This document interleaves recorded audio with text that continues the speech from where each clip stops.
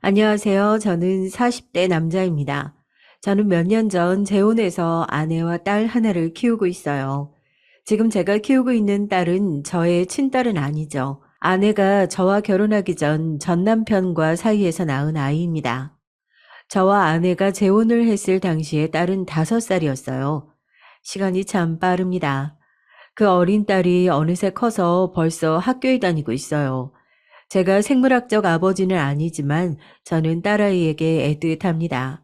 처음 만났을 때부터 묘하게 제 자식 같다는 생각이 들었어요. 제가 이런 말을 하면 주변에서 아무도 안 믿습니다. 저와 절친한 친구들마저 제 진심을 의심하곤 했죠. 야, 내가 낳은 내 친자식도 키우기 힘든 세상이야. 아무리 여자가 좋아도 내가 낳은 자식도 아닌데 예쁠 리가 있냐? 그래.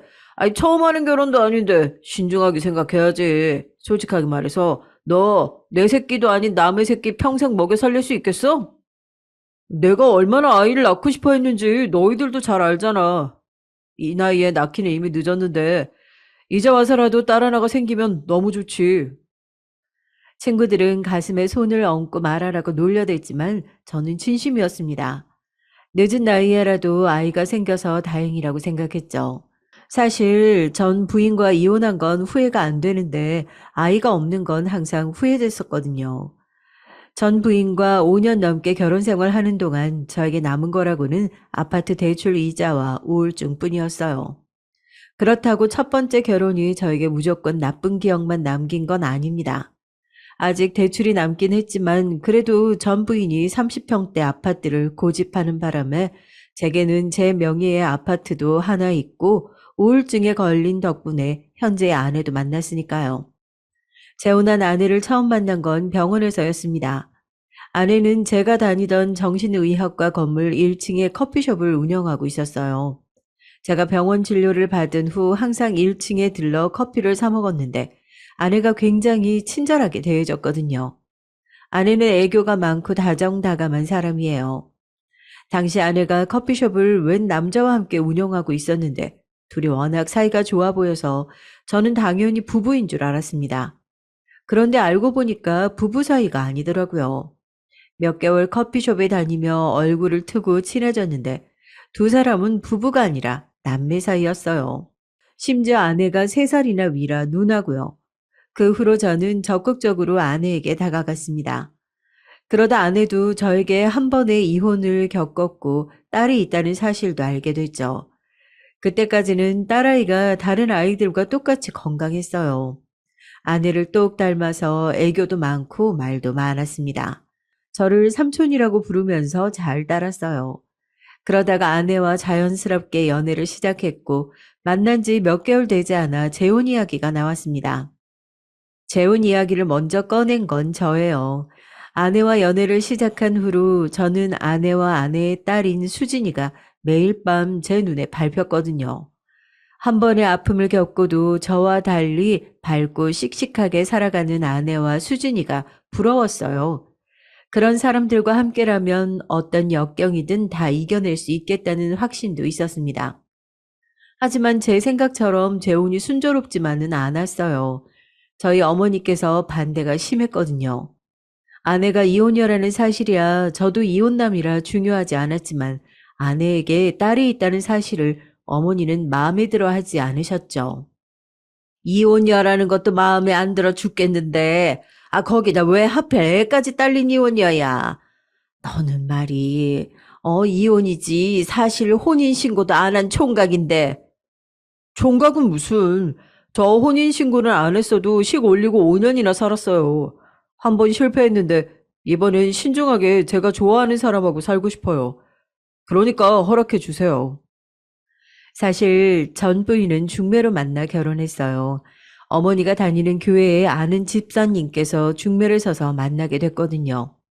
물론 그렇다고 해서 저도 마음에 안 드는 여자와 억지로 한 결혼은 아니었지만 그래도 제가 눈이 뒤집혀 결혼하고 싶은 여자라는 생각이 드는 정도는 아니었습니다. 조금 더 연애를 해보고 결혼은 고민하려고 했는데 양가 부모님이 정신없이 몰아붙이는 바람에 어느새 식장에 들어가 있었어요. 장인어른이 교회 목사라는 조건 하나 보고 어머니는 전 부인을 무작정 마음에 들어 하셨거든요. 지금이야 눈이 뒤집혀서 뭘 해도 좋겠지만, 너 정신 차려. 애도 한번 키워본 적 없는 게, 남의 자식 키우기가 어디 쉬울 것 같아. 괜히 의욕만 앞서서 좋은 아빠 되어주겠다고 덤비다가 애한테까지 상처 줄 수도 있는 거야. 어머니는 제가 절대 남의 자식을 키울 수 있을 정도로 너그러운 사람이 아니라고 했습니다. 전 부인이 결혼 전부터 키우던 고양이를 데려왔을 때도 탐탁지 않아 했으면서 애는 무슨 애냐고요. 어머니 말이 맞았습니다. 전 부인이 결혼할 때 전에 키우던 고양이를 데려오겠다고 했는데 처음에 제가 싫다고 했거든요. 하지만 같이 살다 보니 어느새 저도 정이 들어서 이혼할 때 고양이와 헤어지는 게 아쉬울 정도로 정이 많이 들었어요. 사실 저도 남의 자식 키우는 게 어렵다는 것 정도야 당연히 압니다. 하지만 수진이는 달랐어요.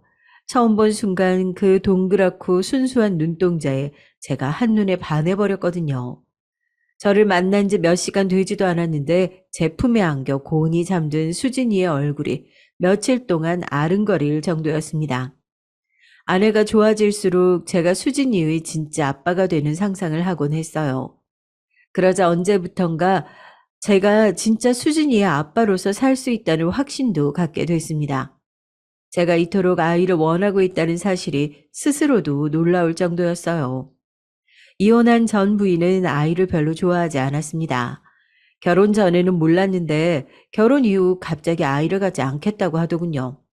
고양이만 키우면서 살고 싶다고요. 하지만 저는 아이를 좋아했어요. 결혼하면 당연히 아이를 낳는 거라고 생각했습니다. 꼭 그 부분이 맞지 않아서 이혼한 건 아니었지만 아이에 관련이 없던 건 아니에요. 전 부인이 결혼 전에 아이를 갖지 않겠다는 말을 미리 했더라면 결혼을 더 신중하게 고민했을 거예요. 애를 안 낳겠다는 이야기를 처음 들었을 때 당혹스러워서 이런저런 고민이 많았죠. 제가 평생 아이 없이 이 여자와 살 수 있을까 싶어서요. 하지만 전 부인은 생각이 워낙 완강했습니다. 제가 설득할 여지가 없었어요. 어쩌다 괜히 제가 아이 이야기만 꺼내도 아내는 화를 냈거든요. 당신이 아기 키워봤어? 아이 하나 키우려면 얼마나 많은 희생을 해야 되는 줄 알아? 지금 당장 임신이라도 하면 내가 다니던 직장에서 하던 일도 다 바뀔 거야. 그뿐이야. 낳기만 하면 애가 알아서 크는 거 아니잖아. 당신이랑 나랑 둘 다 바쁜데 애는 누가 봐? 해보지도 않고 미리 겁먹을 건 뭐 있어. 당신이 낳아주기만 하면 내가 진짜 많이 노력할게. 우리 어머니한테 봐달라고 부탁도 하고. 답답한 소리 하고 있네. 안 그래도 어머니 매일 혼자 사는 게 힘들다, 외롭다 하시는데 애 봐달라고 하면 그 기회에 같이 살자고 하면 어쩌려고 그래. 전 부인은 정말 자기 자신밖에 모르는 여자였어요. 자기 하고 싶은 일은 하나도 포기하지 못하고 저에게만 다 참고 양보하라는 식이었습니다. 본인은 아이는 싫고 고양이가 좋으니 저도 아이를 포기하고 고양이나 키워야 하는 거였죠. 더군다나 아버지가 돌아가시고 혼자 되신 어머니가 조금만 외롭다고 하거나 어디가 아프다고 하면 며느리로서 하는 것도 없으면서 그렇게 저에게 히스테리를 부렸어요. 어떨 땐 이 여자가 도대체 나와 왜 결혼한 걸까라는 의문이 들 때도 있었습니다. 그래서 가끔 싸울 때마다 저는 나랑 왜 결혼했냐고 직접 물은 적도 있었어요. 그럴 때마다 아내는 그냥 저와 잘 맞을 줄 알았답니다. 이게 다 내 착각이었지. 연봉, 나이, 집안 다 비슷하면 둘이 일 열심히 하고 살다가 매년 휴가 때 해외여행도 다니면서 특별한 걱정거리 없이 살 수 있겠다 싶었는데 이거 웬걸?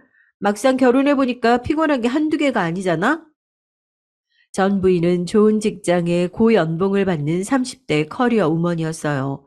자신은 결혼 생각은 없고 평생 혼자 편하게 살고 싶었는데 목사인 아버지가 자꾸만 결혼하라고 성화이니 자신과 비슷한 남자와 대충 조건 맞춰 편하게 살려고 결혼했답니다.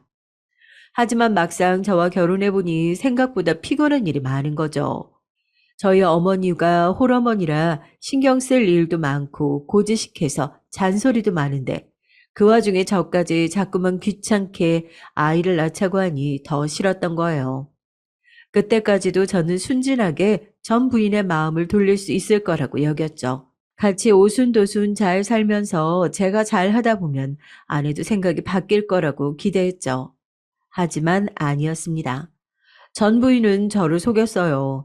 알고 보니 아이를 낳을 생각이 없는 게 아니라 애초에 낳을 수 없는 거더라고요. 어느 날이었습니다. 아내가 회사에서 야근하고 온다고 해서 혼자 저녁을 먹고 있었는데 응급실에서 연락이 왔어요.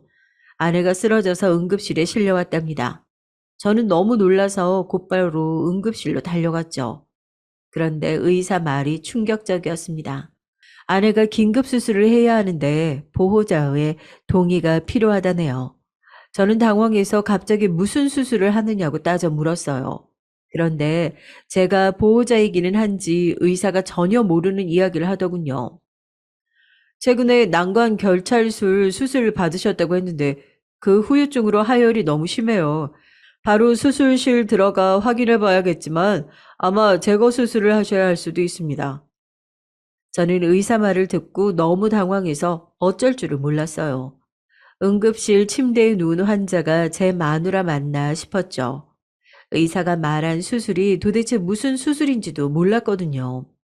알고 보니 의사가 말한 난관 결찰술은 피임 수술이었어요.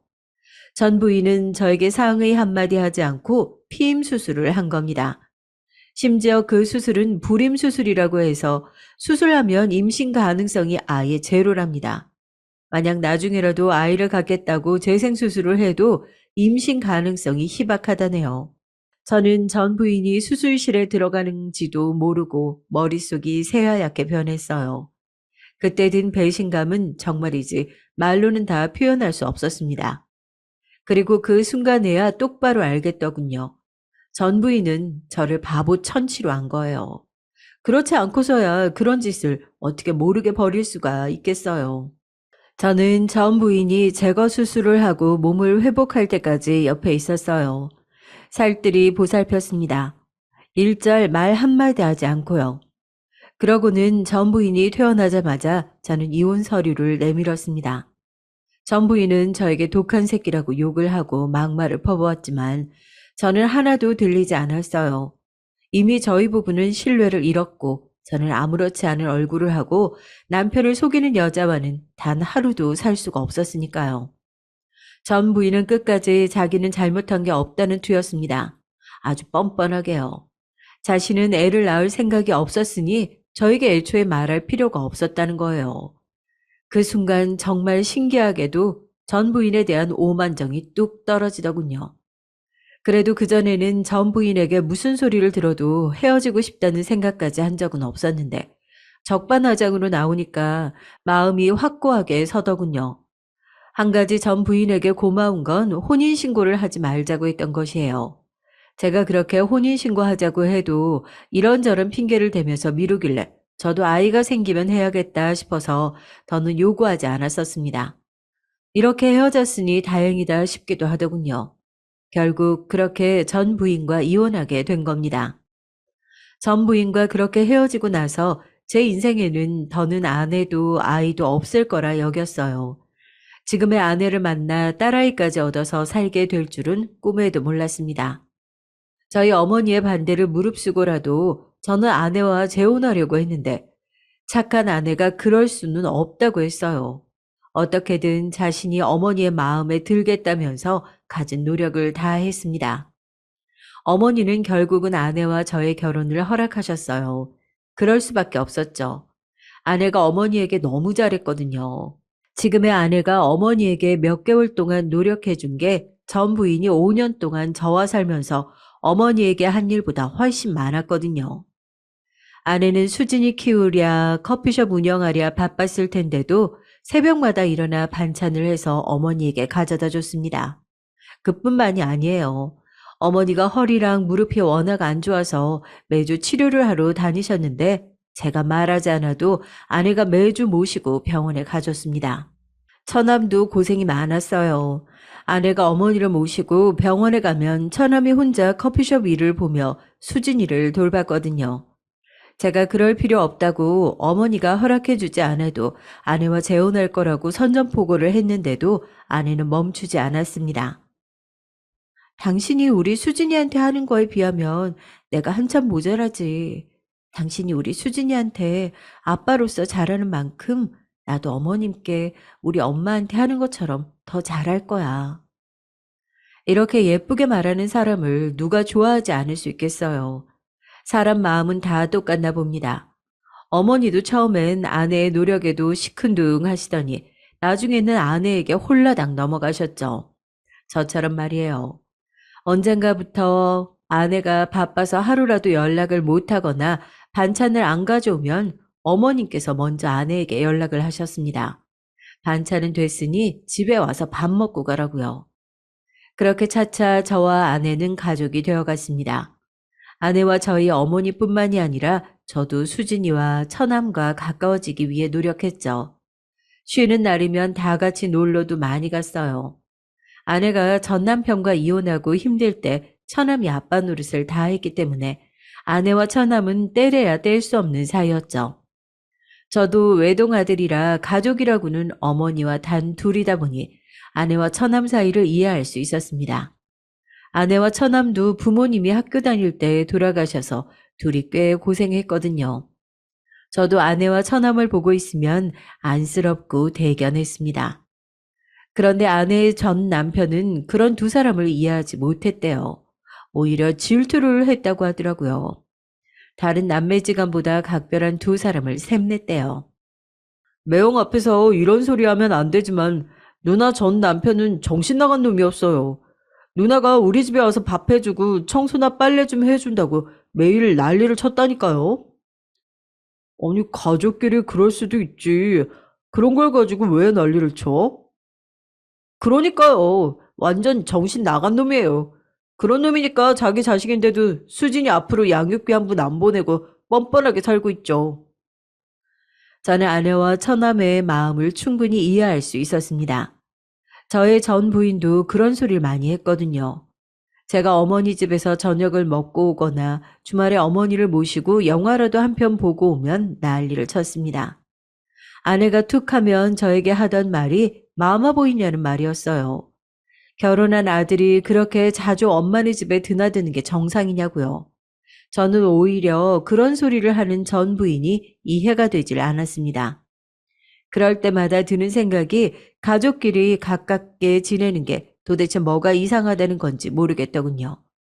저와 어머니가 지금까지 살아온 시간이 있는데 전 부인이 마음대로 판단하고 저와 어머니 사이를 바꾸려고 하는 게 싫었어요. 저도 그런 경험을 했기 때문인지 아내와 처남의 상황을 이해할 수 있었습니다. 그 덕분에 우리 가족은 빠르게 가까워졌어요. 아내와 저는 상의 끝에 식은 올리지 않고 혼인신고만 하고 살기로 했습니다. 수진이는 당연히 제 딸로 호적에 올렸고요. 그리고 저희 셋은 어머님 댁에 들어가 살게 됐어요. 저는 그럴 필요 없다고 했지만 아내가 먼저 그러자고 하더라고요.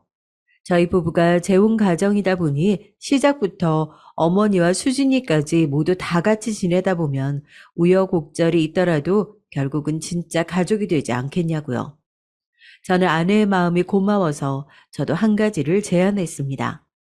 처남이 커피숍 창고에서 지내고 있었거든요. 아내가 전 남편과 이혼하면서 위자료를 제대로 받지 못하고 나왔는데 그때 처남이 전에 살던 전셋집을 나와 보증금을 아내에게 줬대요. 그 보증금으로 아내는 수진이와 단칸방을 구하고 남은 돈으로 커피숍을 차린 거죠.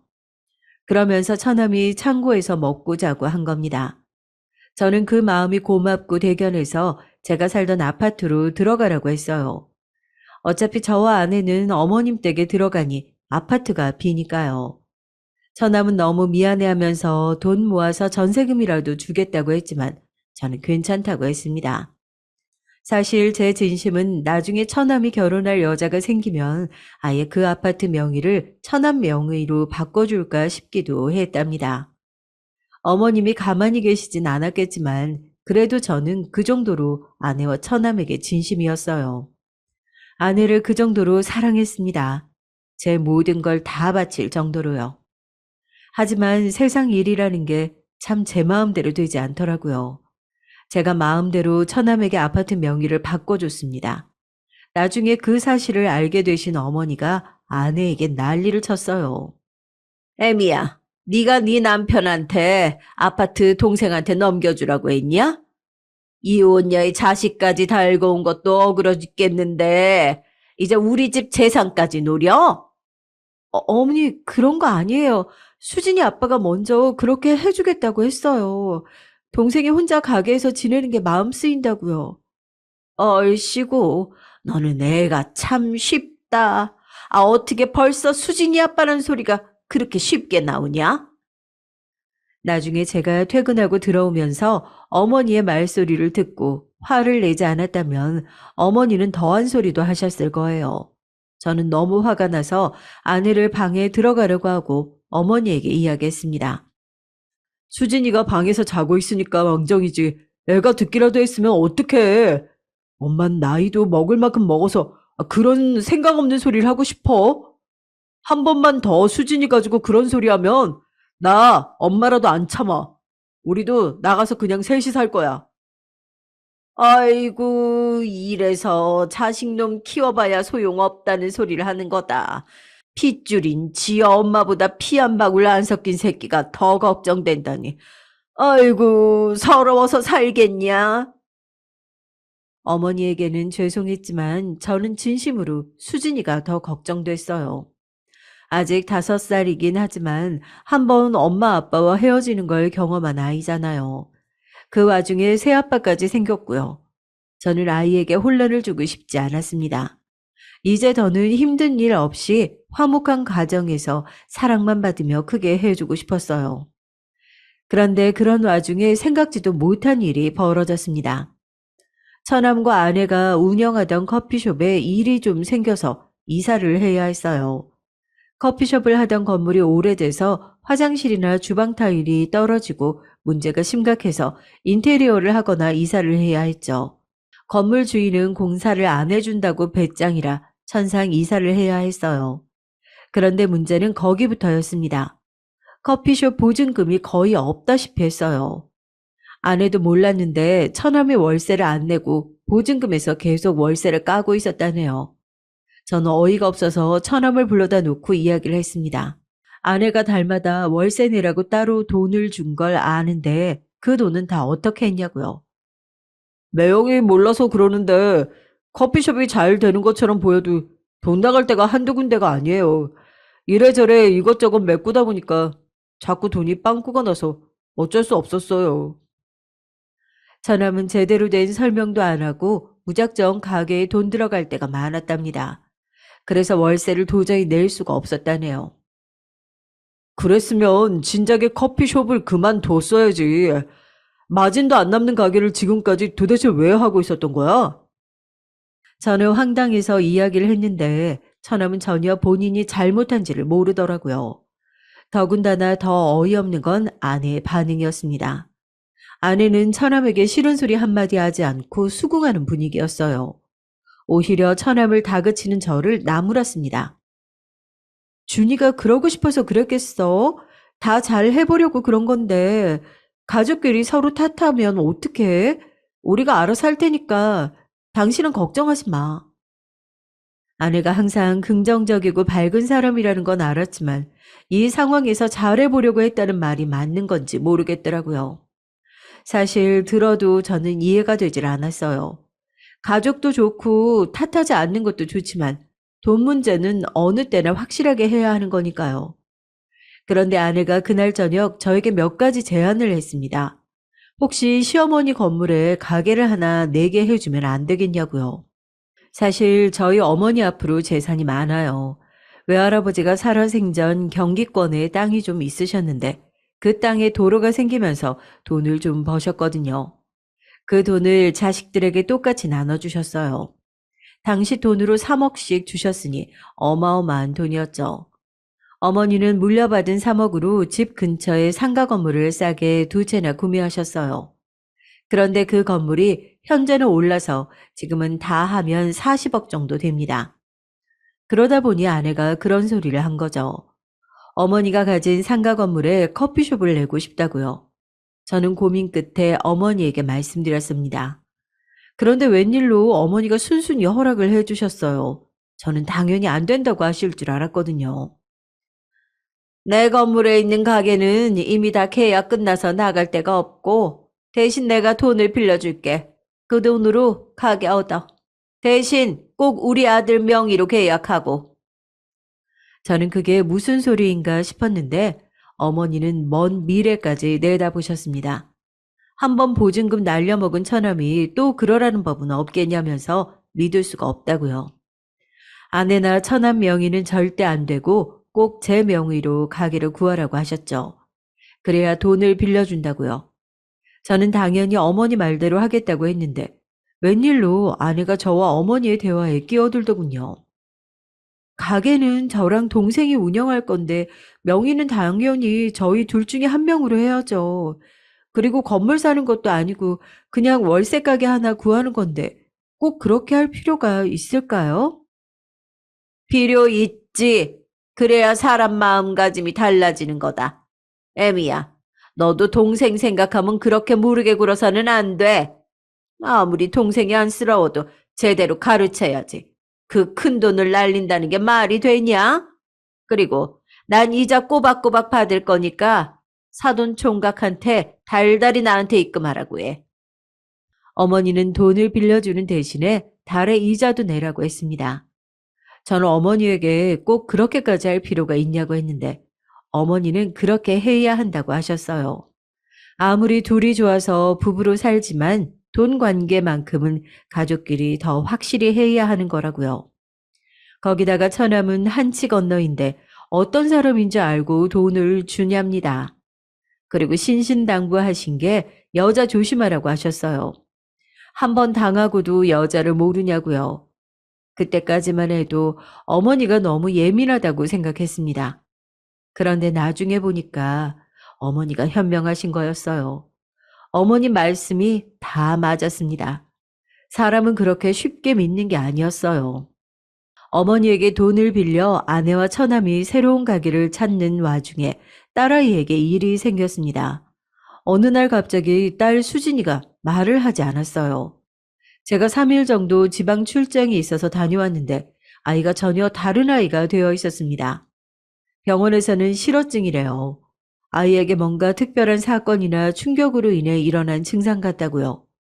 저는 도대체 제가 없는 동안 무슨 일이 있었던 거냐고 아내와 어머니에게 물었지만 다들 모르겠답니다. 어느 날처럼 평범하게 학교 갔다가 왔는데 갑자기 그랬대요. 왜 그러는 건지 딸아이는 전혀 말을 안 하니 이유도 모르고요. 학교 선생님도 학교에서 별다른 일이 없었다고 하니 답답할 노릇이었습니다. 병원에서는 아이에게 언어적 장애가 있는 것으로 보이지 않으니까 일시적인 한묵증일 수 있다고 했습니다. 뭔가 스트레스를 받았거나 압박을 받았을 수 있다고요. 저와 아내는 속상한 마음을 애써 숨기고 딸 수진이를 치료하는 데에만 여념이 없었습니다. 아이가 스트레스 받지 않도록 편안한 환경을 만들어주고 자꾸만 말을 하라고 요구하지 말라고 해서 병원에서 시키는 대로 했죠. 마침 아이 학교가 방학이기도 해서 저는 회사에 휴직계를 내고 몇 달 쉬기로 했어요. 아내는 본인이 카페를 쉬겠다고 했지만 저는 그러지 말라고 했죠. 제가 없을 때 그런 일이 일어나서인지 저는 누구보다 책임감을 느끼고 있었습니다. 제가 수진이에게 좋은 아빠가 되어주겠다고 분명 약속했는데 수진이가 말까지 하고 싶지 않을 정도로 힘들었던 일이 무엇인지조차 제가 모르고 있었다는 사실에 죄책감을 느끼며 누구보다 힘들었어요. 생각해보니 저는 제 호적에 수진이를 올리기만 하면 제가 수진이의 아빠가 되는 거라고 단순하게 여겼던 것 같아요. 수진이 나름대로는 새로운 환경에서 새로운 사람들과 지내는 게 힘들었을 수도 있는데 제가 배려가 너무 부족했습니다. 저는 휴직계를 내자마자 수진이와 방학 동안 시간을 보낼 수 있게 계획을 짜고 있었죠. 어떻게 하면 수진이가 예전으로 돌아갈 수 있을까 생각하느라 다른 곳에는 신경을 쓸 겨를이 없었습니다. 그런데 제가 집에 있으면서 수진이와 지내다 보니까 한 가지 이상한 점이 있었어요. 딸아이에게 실어증 말고 달라진 점이 하나 더 있었습니다. 처남과의 관계가 뭔가 좀 달라진 것 같았어요. 이상하게 수진이가 처남을 멀리하는 것 같았습니다. 전에는 처남과 무지하게 살가운 사이는 아니었어도 그래도 삼촌이라고 따르긴 했었는데 요즘은 처남이 오면 눈도 마주치지 않고 방에 들어가 버리는 거예요. 한상에서 밥이라도 먹으려고 하면 고개도 못 들고 밥만 입에 넣었죠. 그리고 가장 이상했던 건 처남이 수진이를 보면서 말을 걸면 미묘하게 눈동자가 흔들리고 손을 떨었습니다. 저는 아무래도 이상해서 처남과 수진이 사이에 무슨 일이 있었나 했는데 아내는 그럴 리가 없다고 하더라고요. 아무리 가까워도 자주 보지 않는데 일이 있을 만한 일이 없다고요. 아내 말도 틀린 건 아니었지만 저는 제 눈으로 보고 느낀 바가 있다 보니까 아무래도 신중하게 지켜볼 수밖에 없었습니다. 하루 종일 같이 있다고 해서 아내가 딸 수진이에 대해 모든 걸 알고 있는 건 아니니까요. 더군다나 아내가 처남 일이라면 뭐든지 묻지도 따지지도 않고 좋게만 보는 경향이 있다 보니까 저도 아내 말만 믿을 수는 없었습니다. 저는 이번 기회에 딸아이와 여행을 다니며 좋은 추억도 만들고 딸아이에 대해 더 많은 걸 아는 시간을 갖고 싶었어요. 그래서 딸아이와 여행을 떠났습니다. 제 차를 타고 계획 없이 10일 정도 전국을 돌아다니며 바다도 보고 산도 타고 발이 이끌리는 대로 가보기로 했죠. 딸아이의 증상이 약을 먹어서 좋아질 병이 아니다 보니까 어머니도 아내도 이번 여행에서 딸아이의 증세가 많이 좋아지길 바랬어요. 저도 마찬가지고요. 제가 딸아이에게 어디 가고 싶냐고 물었는데 딸아이는 종이에 아무 곳이나 상관없다고 적었습니다. 그때 딸아이의 표정이 얼마나 무미건조한지 하나도 기뻐 보이질 않았죠. 그 모습을 보는데 저는 절로 눈물이 나올 것만 같았어요. 수진이가 그런 표정을 짓는 걸 처음 봤으니까요. 제가 퇴근하고 돌아와 놀이터만 나가자고 해도 그 자리에 펄짝펄짝 뛰며 신이 나서 달려와 안기던 아이였는데 도대체 왜 이렇게 아파하는 걸까 마음이 찢어질 것 같았습니다. 저는 단단히 마음 먹고 여행을 시작했죠. 그래도 여행은 즐거웠습니다. 수진이도 말을 하진 않았지만 탁 트인 바다를 보고 살짝 인매를 올리는 모습을 저는 봤거든요. 여행이 일주일쯤 접어들었을 때 딸아이가 좀 피곤해하는 것 같아서 숙소를 좋은 곳으로 옮겨서 온천도 하고 따뜻한 방에서 자게 했어요. 그런데 딸아이가 너무 힘들었나 봐요. 저녁밥도 먹는 둥 마는 둥 하더니 자꾸 잠만 자더라고요. 그제야 열을 재어보니 열이 펄펄 끓었습니다. 저는 놀라서 그대로 딸아이를 안고 근처 응급실로 갔어요. 딸아이가 독감이라네요. 저는 순간 절망했습니다. 이게 다 제 잘못인 것 같아서요. 아직 어린아이를 데리고 제가 너무 무리하면서 다녔나 후회가 됐습니다. 다행히 주사를 맞고 열은 떨어졌지만 이대로 여행을 계속하는 건 무리가 있을 것 같아서 바로 집으로 올라갔어요. 이미 12시가 넘어가고 있어서 아내에게 전화하지는 않았고요. 어차피 집으로 가는데 괜히 먼저 아내를 걱정 끼치고 싶지 않아서요. 딸아이는 차에 타자마자 골아 떨어져서 저는 그대로 집으로 향했습니다. 그런데 집 앞에 다 도착했을 때쯤 이상한 광경을 봤어요. 집 주차장에서 익숙한 차 한 대가 나왔습니다. 주차장에서 나오는 차는 분명 아내의 차였습니다. 저는 놀라서 바로 핸드폰을 확인했는데 새벽 1시가 넘어가고 있었죠. 저는 고민하다가 아내의 차를 곧장 뒤따랐습니다. 그 순간 전에 어머니께서 하셨던 말이 떠올랐거든요. 제가 출장을 가면 아내가 새벽에 자꾸 어디를 가는 것 같다고요. 어머니가 그런 소리를 하실 때마다 저는 곧바로 아내에게 물었지만 아내는 그런 일이 없다고 하더라고요. 어린 딸만 놔두고 자기가 어딜 가겠냐고요. 오히려 어머니가 아내에게 괜한 꼬투리를 잡으려고 그러시는 거라고 했습니다. 자기가 속상할까봐 내가 말은 안 했는데 자기 출장 가면 어머니가 자꾸 나한테 이상한 꼬투리를 잡을 때가 있어. 아침에 카페 나갈 때마다 옷을 왜 그렇게 입냐 괜히 타박도 하시고 조금만 가게 문 늦게 닫고 들어오면 어디서 뭘 하다 왔냐고 언성까지 높이신다니까.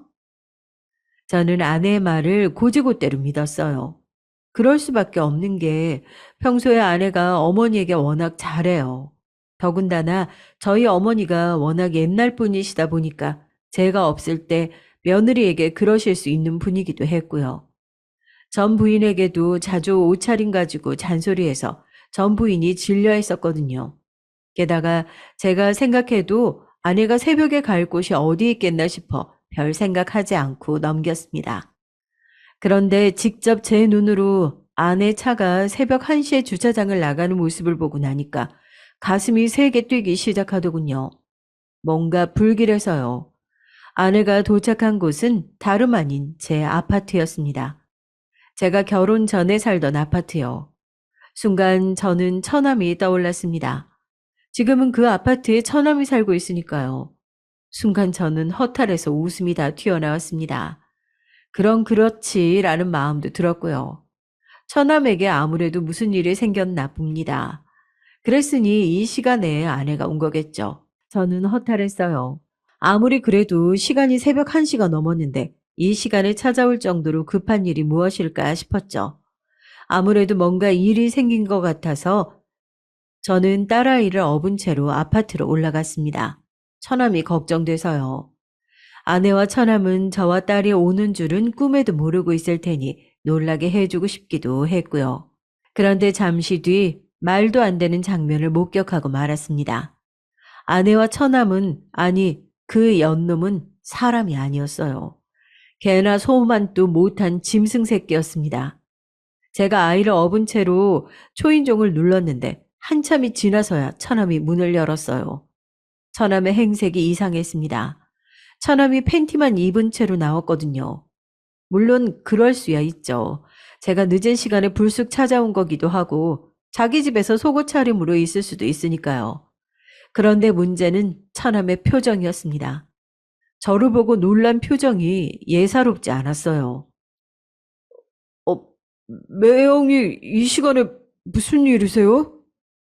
처남은 무슨 일이라고 묻고 있었지만 당황해서 떨리는 목소리가 그대로 느껴졌습니다.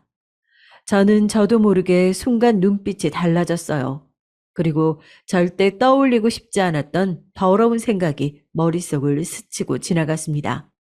누나가 여기로 들어가는 거 봤는데 누나 어딨어? 저도 모르게 불길한 감이 끓어오르며 목소리가 격앙되어 갔죠. 사람은 계속 누나가 여기 왜 있냐고 안 왔다고 부정했어요. 하지만 이미 늦었습니다. 신발장에 아내의 슬리퍼가 버젓이 놓여 있었거든요. 순간 제게 촉이 오더군요. 이 연놈이 문을 열지 않은 동안 슬리퍼보다 더 중요하게 숨겨야 할 것이 있었구나. 저는 그대로 딸아이를 소파에 눕혀놓고 안방으로 돌진했습니다.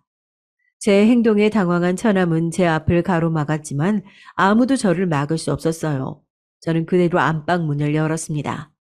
침대에는 아무도 없었어요. 하지만 이불은 바닥에 지저분하게 널브러져 있고 뭔가 부산해 보였습니다.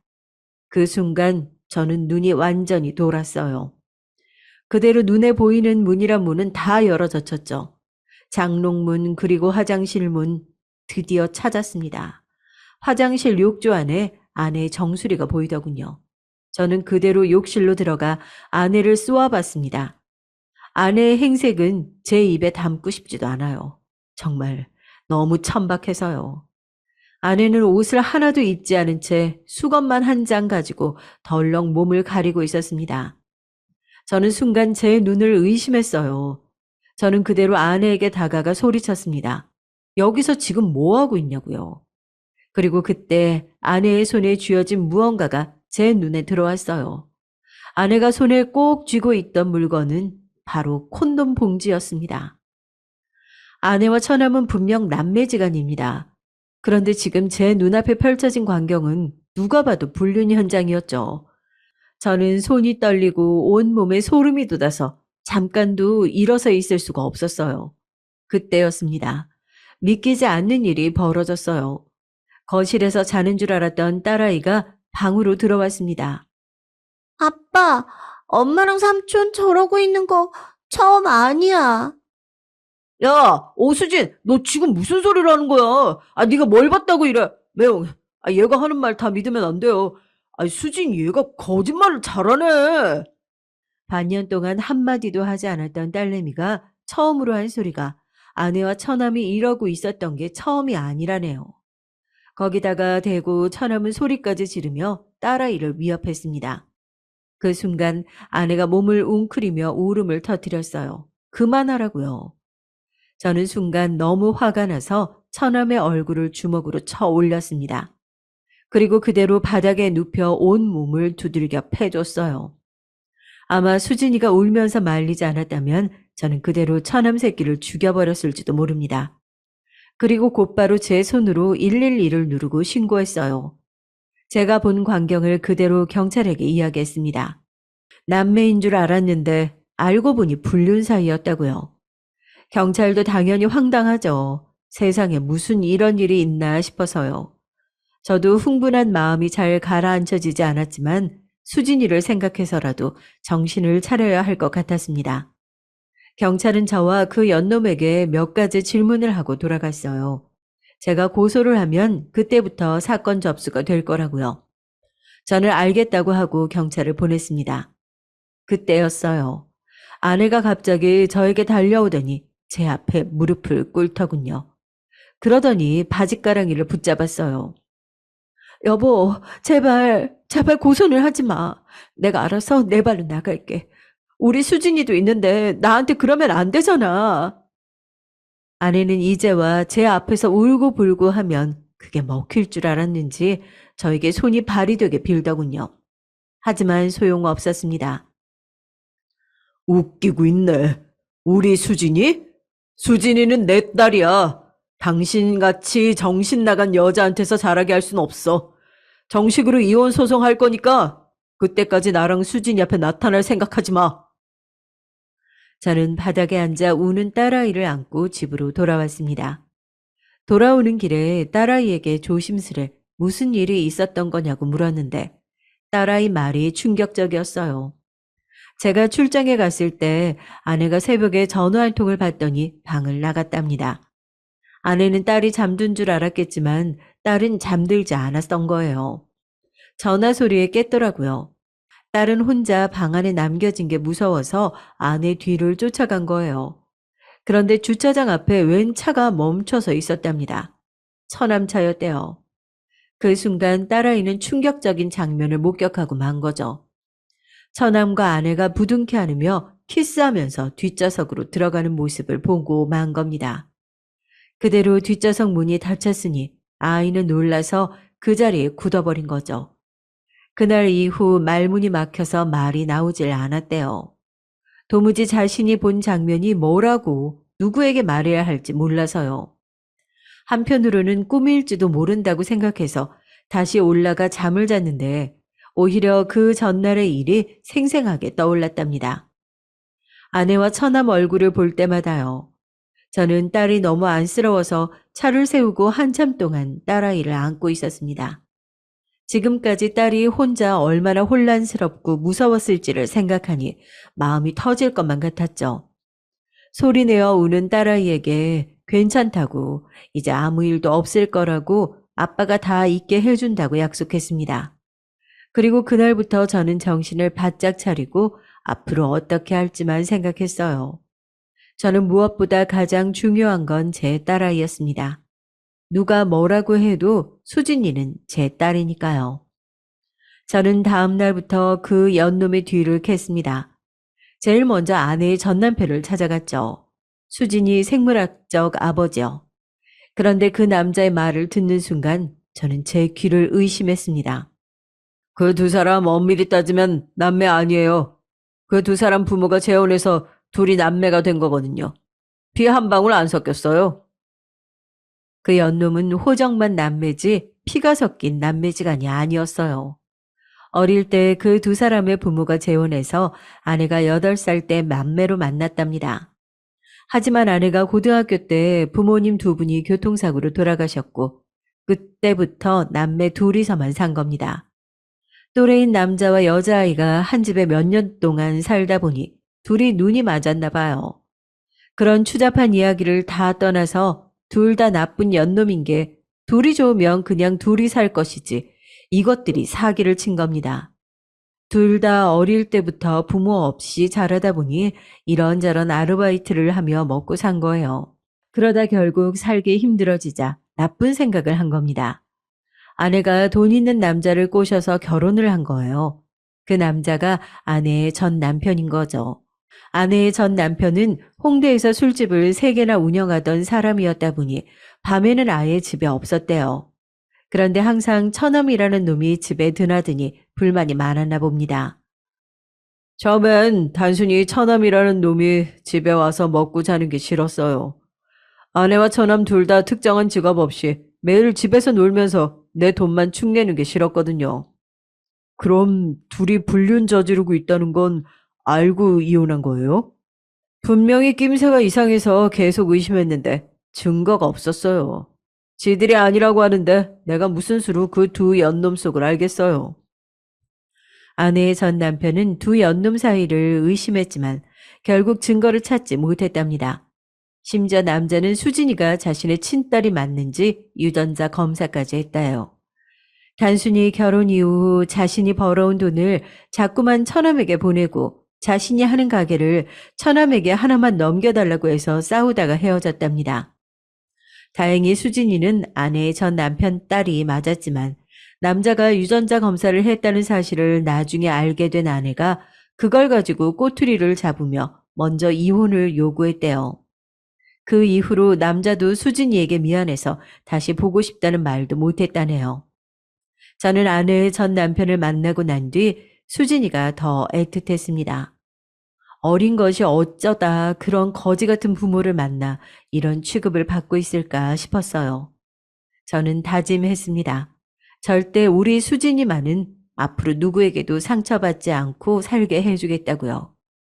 저는 그날 이후 저의 모든 인맥을 동원해 그 연놈을 무너뜨릴 작전을 세웠습니다. 저는 두 연놈을 고소하고 이혼 소송을 시작했어요. 저의 목적은 단 2가지. 아내와 이혼하고 수진이의 양육권을 갖는 것이었습니다.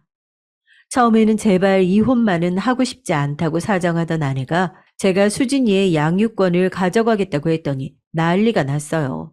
저에게 어떻게 그럴 수가 있냐고 하더군요.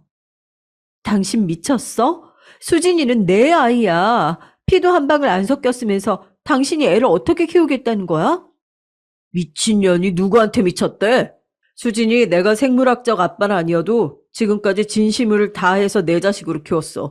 내가 수진이 아버지야. 그리고 당신 전 남편도 내가 당신이랑 이혼하면 아이는 내가 키워도 상관없다고 진술서 작성했어. 아내는 말도 안 된다면서 울고불고 지금 당장 수진이를 만나게 해달라고 했지만 저는 절대 만나지 못하도록 했습니다. 수진이가 절대 나 없이 살 리 없어. 수진이 엄만 나라고. 웃기지 마. 수진이도 당신 말고 나랑 산다고 결정했어. 그랬습니다. 가장 중요한 건 딸인 수진이의 생각이었어요. 아내는 무조건 자신이 친엄마라고 주장하면서 딸을 데려가려고 했지만 딸은 원하지 않았습니다. 수진이는 저와 살고 싶다고 했어요. 저와 아내는 결국 이혼했답니다. 그리고 가장 중요한 수진이의 양육권도 제가 가지고 왔어요. 아내와 저는 양육권 문제로 지난 1년 동안 이혼 소송을 해왔지만 결국 제가 이겼습니다. 아내와 처남 사이의 불미스러운 관계를 입증할 만한 증거들을 제가 불이 나게 찾아다닌 덕분에 아내의 차량 블랙박스에서 증거를 찾았고 그 사실을 알게 된 판사님께서 아내에게 아이를 키울 만한 자격이 없다고 판단하셨거든요. 더욱이 가장 중요한 건 수진이가 저와 살고 싶다고 한 증언이 가장 컸습니다. 엄마를 사랑하지만 엄마를 보면 그날의 기억이 떠올라 마음이 혼란스러워서 너무 힘들다고 했어요.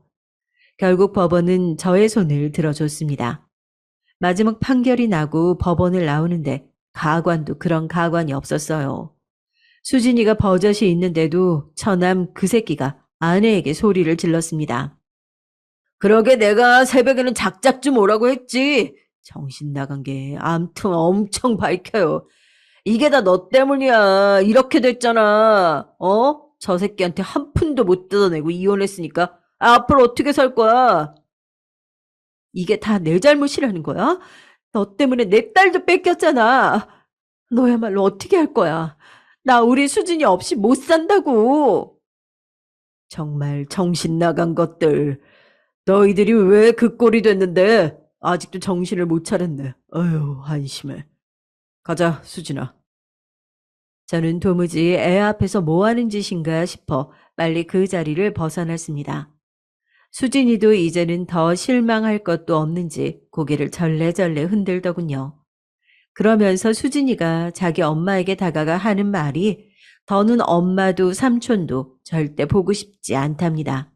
연락도 하지 말라고 했어요. 자기는 아빠랑 잘 살겠다고요. 어린애가 자기를 낳아준 엄마한테 그런 소리를 하기까지 얼마나 힘들었겠어요. 저는 끝까지 아내와 처남이 너무 미웠습니다. 현재 저와 수진이는 아주 잘 지내고 있어요. 최근에 제가 회사에서 좋은 제안을 받아서 유럽 지사로 가게 될지도 몰라요. 그 이야기를 수진이에게 했더니 수진이도 비행기를 타고 외국에 나가고 싶다고 하더라고요. 사실 저는 수진이가 새로운 나라에 가서 적응하는 게 쉬울까 싶어 고민했는데 어머니 말씀이 오히려 힘든 일을 겪은 수진이에게 새로운 환경이 좋을 수도 있다고 하시더군요. 내가 핏줄 엄청 따지는 사람이었는데 우리 수진이 키우다 보니까 마음이 달라지네. 저 어린 거 더 넓은 세상 데리고 나가서 절대 기죽지 말고 살게 잘 키워. 엄마가 뭐든 도와줄 테니까. 제가 이혼할 때도 한숨만 쉬시던 어머니가 지금은 저의 가장 큰 지원군이십니다. 수진이 육아도 도와주시고 있고 아마 유럽에 가게 되면 어머니 재산도 정리해서 같이 들어갈까 생각 중이에요. 뭐든 잘 풀리는 와중에 딱 한 가지 고민이 있습니다. 어떻게 알았는지 저와 수진이가 외국으로 나갈 수도 있다는 소리를 들은 아내가 연락을 해왔어요. 수진이가 외국에 나가기 전에 꼭 한번 보고 싶다고요. 저는 고민 중입니다. 이제야 마음 추스리고 잘 사는 수진이를 엄마와 만나게 해도 되나 싶어서요. 수진이에게 말했더니 아이도 고민하는 눈치였어요. 생각해 보겠다고요. 저는 어떻게 해야 할지 모르겠습니다. 아무리 밉고 미친 사람이라도 천륜을 제 마음대로 끊는 게 맞나 걱정이에요. 나중에 수진이가 저를 원망하면 어쩌나 싶기도 하고요. 여러분이 제게 조언을 좀 해주세요. 제가 어떻게 하는 게 좋을까요? 나쁜 사람이라도 엄마이니 딸과 만나게 해줘야 하는 걸까요? 댓글로 의견 남겨주시면 참고하겠습니다. 지금까지 저의 한숨 나오는 긴 이야기를 들어주셔서 감사해요. 앞으로 수진이에게 좋은 아버지가 될 수 있도록 노력하겠습니다. 여러분의 가정에는 항상 화목한 일만 있으시길 바라겠습니다. 안녕하세요. 평소 재미있게 사연을 듣고 있는 갓 60대가 되는 평범한 여자입니다. 다른 분들의 사는 이야기를 듣다 보니까 불현듯 오늘은 제 이야기를 털어놔 보고 싶더라고요. 저는 중소도시 옆에 있는 조용한 동네에서 태어났습니다. 오남매 중 장녀로 어렸을 적 저는 동네 전방을 꾸리시던 엄마를 대신해서 남동생 2명, 여동생 2명의 밥을 도맡아 했어요. 그런데 가끔 밥하는 게 힘들면 엄마 가게 가서 몰래 과자를 집어먹었다가 엄마한테 혼나곤 하던 일이 기억이 나네요. 어쩌면 이런 이야기 젊은 분들한텐 와닿지 않으실 테지만 옛날엔 저처럼 사는 사람들도 꽤 많았답니다. 특히 장녀였으니까 전 그 무게감이 더 크곤 했죠. 아무쪼록 그렇게 어찌어찌 중학교를 졸업하고 저는 20살이 넘을 때까지 부모님 가게 일을 돕고 동생들을 돌보면서 지냈어요. 그러다가 옆 동네로 시집가서 잘 살던 육촌 누나의 중매로 한 남자를 만났습니다. 만난 첫날 다방에 앉아서 어색하게 커피를 홀짝이던 나에게 그 남자는 자신이 농사를 지어서 성공하고 싶다는 이야기, 그리고 요즘 관심을 가지고 있는 취미 이야기 등 여러 가지를 신나게 하더니 집으로 가려는 저에게 빵을 한 봉지 사서 들려줬어요. 부모님과 함께 먹으라면서요. 맛있게 먹어요. 감사합니다. 그때까지만 해도 그 사람이 저에게 호감이 있는진 확실히 몰랐지만 만날 때마다 제게 잘 보이려고 애를 쓰더라고요. 그리고 제 부모님까지 챙겨드리면서요. 그때서야 이 남자가 저한테 마음이 있다는 걸 알았고, 그렇게 저는 그 남자와 100년 가약을 맺게 됐습니다. 소박하게 결혼식을 올리고 남편의 농사일을 도우며 신혼생활을 보냈어요. 남편은 성실하고 소박한 사람이었습니다. 농부답게 열심히 일을 했고, 저도 살림에 보탬이 되고자 이것저것 동네 일들을 하면서 용돈벌이를 했어요. 그러다 결혼하고 2년 만에 아이가 들어섰습니다. 그때 제가 25살 때였어요. 처음에 아이가 들어선 줄 모르고 속이 안 좋다고 약도 먹고 그랬는데, 나중에 임신이라는 얘기를 듣고 뱃속의 아기에게 어찌나 미안하던지요. 그 후로는 태교에 좋다는 것들을 나름 하면서 신경 써서 임신 기간을 보냈습니다. 상고의 고통을 겪고 자연 분반을 하면서 다시는 아이를 낳지 않겠다고 다짐했건만, 저는 결국 2년 후 둘째까지 낳았어요. 둘째는 듬직한 첫째 아들과 달리 아주 예쁜 딸이었습니다. 갓 태어났을 때 피부가 빨갰는데, 그 모습을 보신 친정어머니가 피부가 하얀 예쁜 아기라고 이야기하셔서, 아, 피부가 빨간 게 나중에 하얘지는 거구나 했던 기억이 납니다. 그렇게 저는 평탄하고 소박하게 저의 이 30대를 남편과 복닥거리며 아이 둘을 키우면서 살았어요. 무난하다고 할 수는 없었던 것 같아요. 아이가 있다 보니까 생활이 여유롭고 풍족해야 어미 마음이 편했는데 그러지 못했거든요. 남편이 농사를 사업으로 생각하고 새로운 작물들을 들여다보면서 시도했던 일들이 잘 풀리지 않아서 형편은 늘 빠듯했습니다. 새 작물이 잘 자라지 못해 손해를 보고 거기다 흉년이 몇 번 휩쓸고 가자 우리 집은 결혼했던 당시보다 많이 가세가 기울게 됐어요. 그래도 고맙게도 우리 아이들은 사춘기 때도 그렇게 속을 많이 썩이지 않았고, 저는 주변에 부러움을 사곤 했죠. 또 자라면서 큰아이는 제법 공부를 잘했습니다. 그래서 아들이기도 하고 첫째기도 해서 저희 부부는 아들에게 큰 기대를 걸고 재수도 시켜주고 대학을 가게 되자 자취방도 얻어주고 취업 준비에 필요한 영어 학원 돈이며 필요하다는 대로 돈을 항상 빌려서라도 마련해서 보내주었습니다. 이름 되면 알만한 회사 정도는 들어가겠지 하면서요. 엄마 아빠 고마워요. 나 이 돈으로 열심히 공부해서 꼭 좋은 회사 들어가 호강시켜 드릴게. 아니야. 네 몸이 우선이니까 늘 건강부터 먼저 챙겨. 알았지? 회사는 차차 들어가면 되니까. 아들은 돈을 받으면서도 그게 못내 미안했던지 꼭 저런 말을 덧붙였는데, 전 아들이 괜히 취업으로 힘들어할까봐 형편이 여유롭다는 거짓말을 하며 쥐어주곤 했죠. 허나 미안하게도 딸에게는 대학까지 보내줄 형편이 안 되어서 저희는 딸에게 고등학교까지만 다니고 취업을 했으면 좋겠다고 이야기했습니다. 가난한 농부인 남편의 수입으로 큰 도시에 대학 간 아들의 뒷바라지를 하기만도 벅찼고, 또 그때의 짧은 생각으로는 대학을 가지 않더라도 인물도 괜찮고 야무지고 싹싹하니까 자기 앞가림하다가 좋은 혼처자리가 나면 멀리 보내지 말고 옆에 끼고 살면 좋겠다고 생각했어요. 엄마, 나도 공부하고 싶은데 대학 가면 안 돼? 무슨 여자가 공부야. 미안하지만 넌 대학까지 보내주면 엄마 허리가 휘어. 고등학교까지만 다녀도 충분해.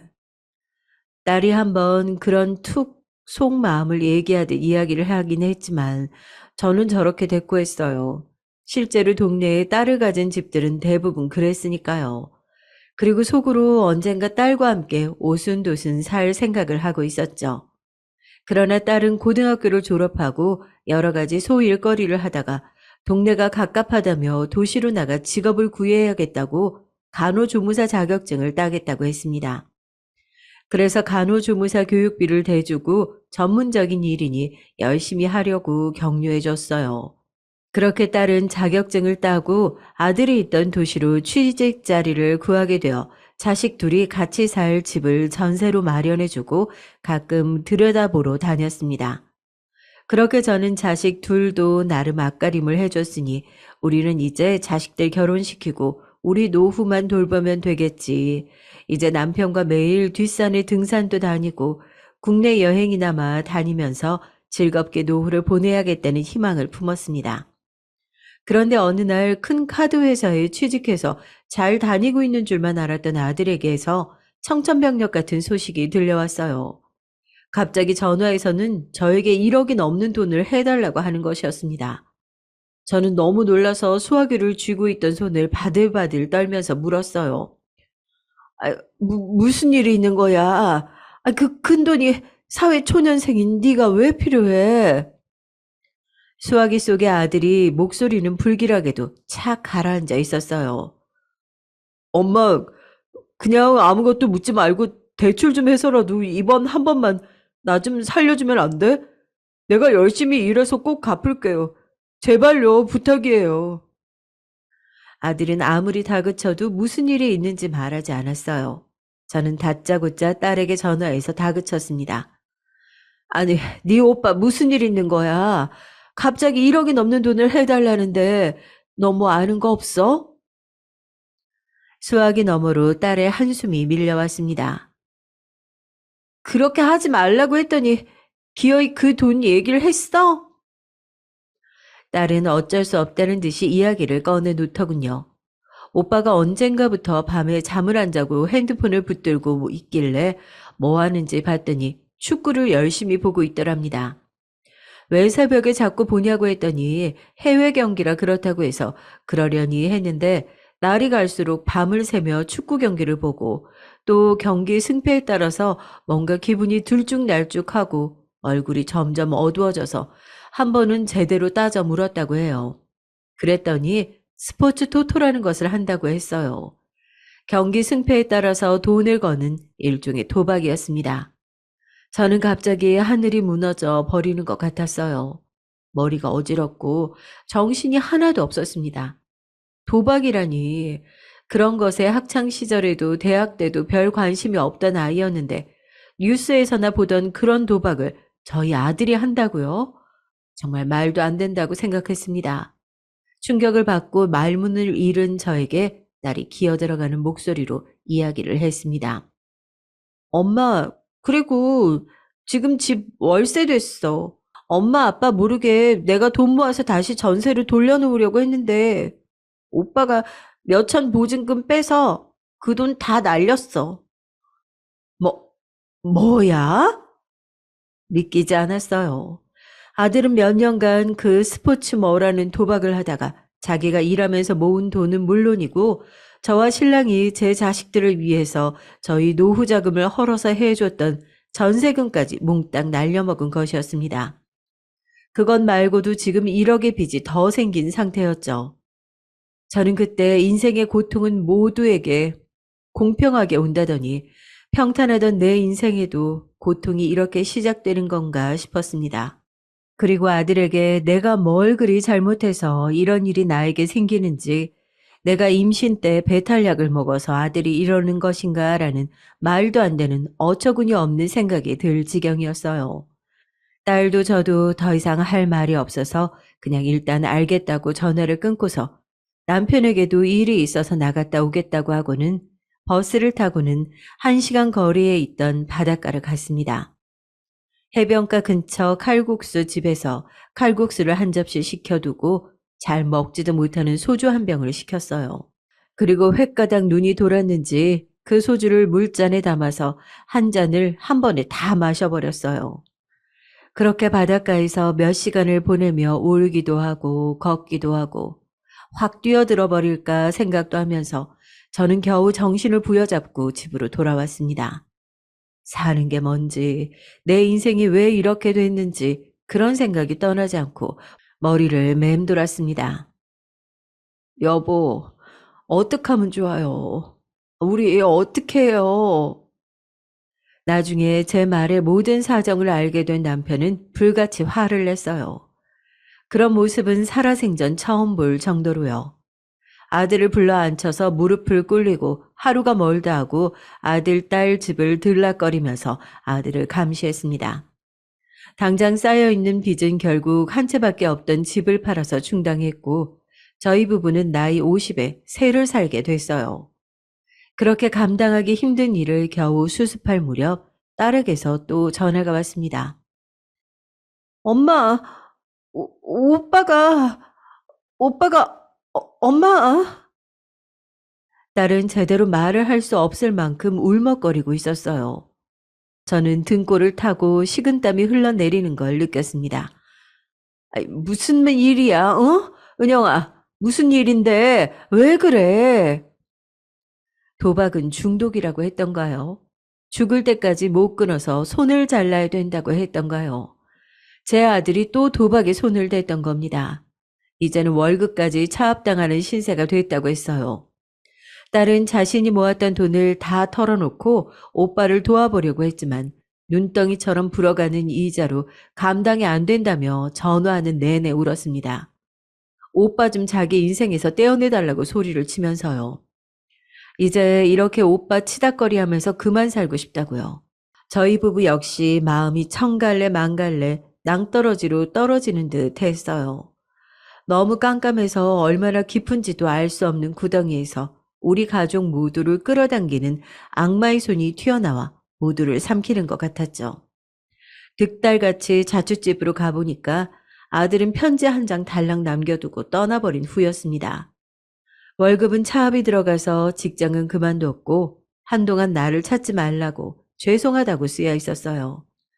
차마 저희 얼굴을 볼 수 없었겠죠. 전세로나마 버티고 있던 저희 부부는 전세금마저 빼서 그동안 모아온 전 재산을 아들 때문에 다 날리고 동네 낡은 빌라 월세를 사는 신세가 됐습니다. 다행히 남편의 일은 정년이랄 것이 없어서 기운이 있는 한 농사를 지을 수 있기에 하루하루 입에 풀칠은 하며 살았죠. 저는 동네 식당에서 야채를 다듬는 일을 구해 하루 5시간은 꼼짝 않고 허드렛 일을 했어요. 때로는 너무 힘들어서 죽고 싶기도 했지만 같이 고통을 견디고 있는 남편과 아들 때문에 힘든 시간을 보낸 딸 아이를 생각하니 무책임하게 그럴 수는 없었습니다. 아들이 그렇게 사라진 후 딸은 얼굴이 좀 나아졌고 간호조무사 말고 간호사를 하고 싶다면서 장학금을 받아 간호대학교를 다시 진학한다고 했어요. 아무것도 해주지 못한 부족한 어미로서 얼마나 기특하고 대견하던지 딸에게 정말 고맙고 미안했습니다.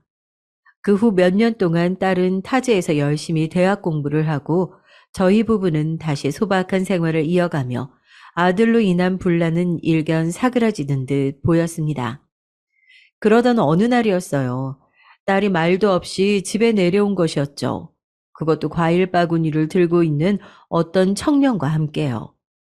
저는 놀라서 허둥지둥 없는 살림에 불고기와 찌개 등을 급하게 차리며 일을 마치고 집에 온 남편에게 전화를 걸었습니다. 여보, 우리 은영이가 청년하고 같이 집에 왔어요. 얼른 들어오세요. 남편 역시 깜짝 놀라면서도 내심 기꺼운 낯빛으로 집으로 돌아왔죠. 우리 집에 인사를 온 청년은 은영의 남자친구로 둘은 1년을 만났다고 했습니다. 놀랍게도 은영이가 간호사 공부를 끝내고 취직한 병원의 인턴 의사였어요.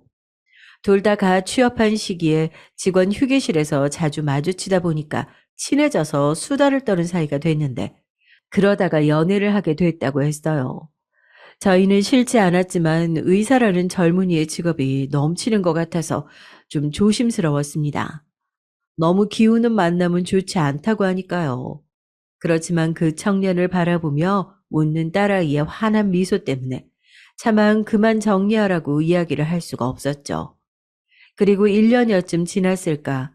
딸은 그때 소개했던 남자친구와 결혼 생각을 하고 있다며 행복에 겨운 표정으로 저에게 허락을 구했습니다. 저는 딸의 이야기를 듣고 시집살이를 하지 않을까. 우리가 해줄 수 있는 게 없는데 예단이며 혼수며 다 어떻게 하지 등등 여러 가지 생각에 잠을 못 자면서도 우리 딸이 이제 편하게 살겠구나. 그래, 너라도 힘들지 않게 행복하게 살아라 하는 마음으로 부처님, 하나님, 천지신명님께 빌었습니다. 그 후 몇 년간 저희 부부는 저는 식당 일을 계속하고 남편은 이제 농사 짓던 규모를 많이 줄여 조금만 일을 하면서 잘 지냈어요.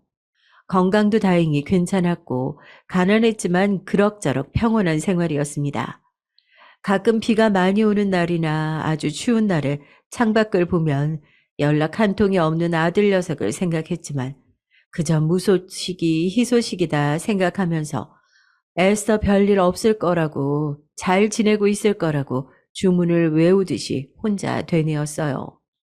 그렇게 아들이 우리 가족 옆에서 사라진 지 10년도 더 지난 해 어느 추운 겨울날이었습니다.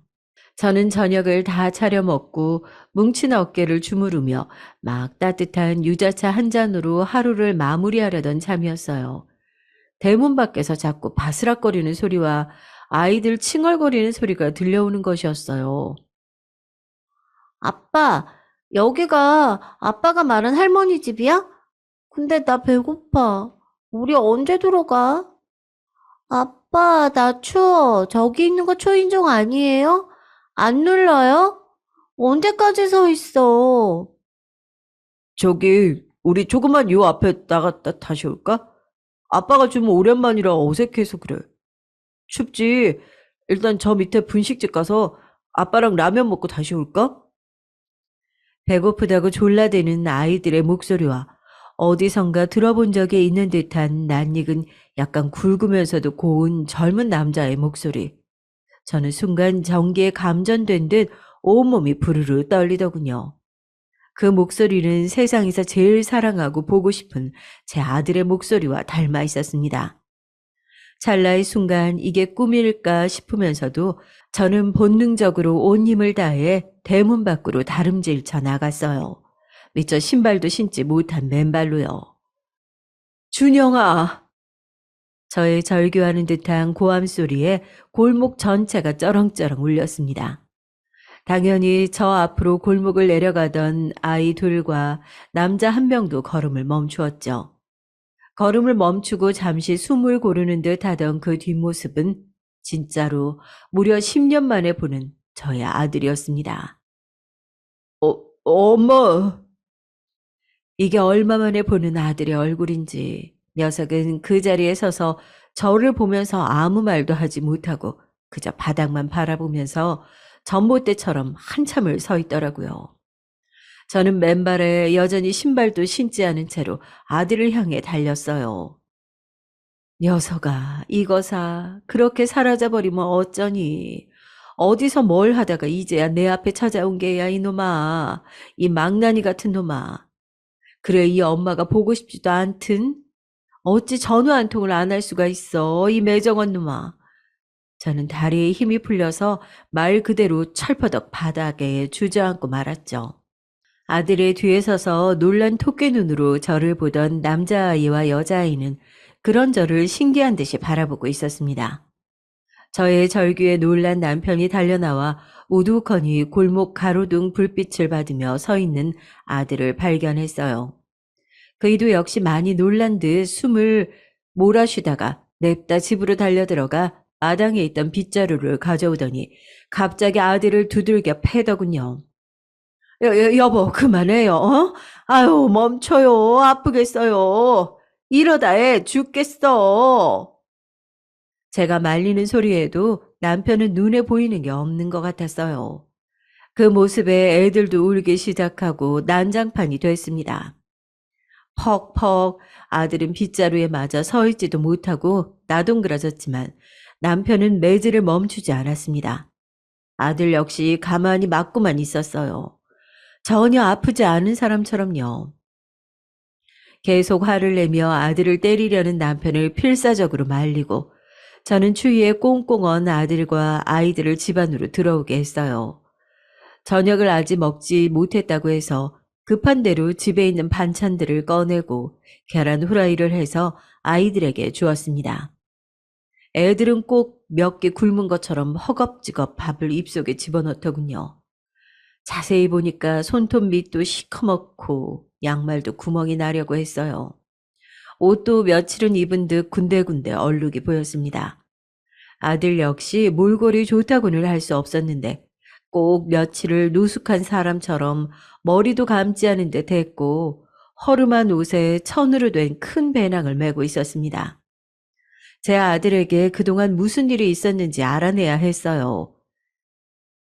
그래, 그가 무슨 일이 있었는지 말 좀 해봐. 도대체 어디에 있었던 거야? 그날 아이들을 재우고 나서 저는 겨우 아들과 맞아 앉을 수 있었습니다. 한참 동안 아들은 식탁보의 무늬를 뚫어지게 바라보면서 저와 남편의 시선을 계속 회피하다가 결국 깊은 한숨을 쉬며 그간의 사정을 털어놓기 시작했어요.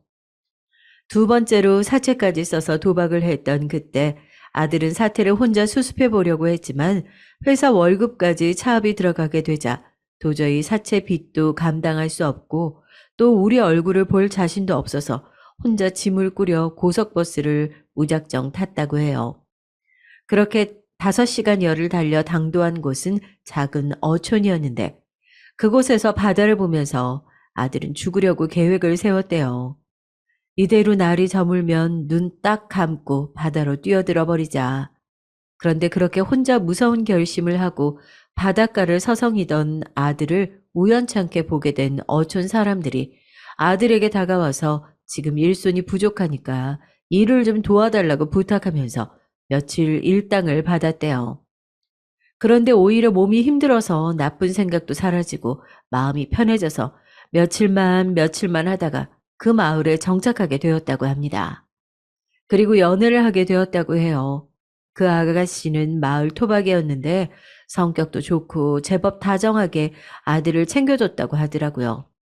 둘은 그렇게 동네에서 조촐한 결혼식을 올리고 5년이 넘는 시간 동안 함께 살았대요. 그리고 1년 후 아들을 낳고 또 1년 후 연년생으로 딸 자식도 낳았다고요.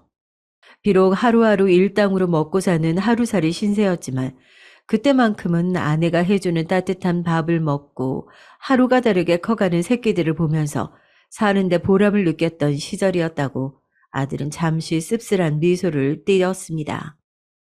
그런데 어느 날부터인가 애들 엄마가 밤 외출이 잦아졌대요. 말로는 동네 애엄마들하고 치킨을 먹는다. 오늘은 반상회 모임이 있다 했지만 하루가 멀다 하고 밤늦게 애들을 맡기고 외출을 하는 것이 수상해서 어느 날은 옆집 할머니에게 애들을 좀 부탁하고 미행을 했다고 하는데 그날 아내가 동네 총각과 바람이 났다는 걸 알게 됐다고 해요. 화가 머리끝까지 난 아들은 아내를 다그쳤고 그 여자는 오히려 적반하장으로 화를 냈다고 했습니다. 당신처럼 변변치 못한 사람과 이 작은 동네에서 평생 애나 돌보면서 구질구질하게 살고 싶지 않다고. 나는 지금 만나는 애인을 따라 서울로 가서 꼭 성공할 거라고 이혼을 요구했다고 해요. 아들은 그때까지도 자신에게도 부모님과 여동생이 있다는 이야기나 사실은 이름을 대면 알만한 대학을 나왔다는 이야기, 또 왜 이 어촌까지 오게 되었는지 말하지 않았대요. 그런 이야기를 했었다면 좀 나았을까? 아내를 데리고 부모님 옆으로 이사 왔다면 어땠을까? 이야기하면서 제 아들은 낡고 더러운 옷소매에 쓰디쓴 눈물을 한 바가지 쏟아내더군요. 그리고는 저희에게 부탁을 했습니다.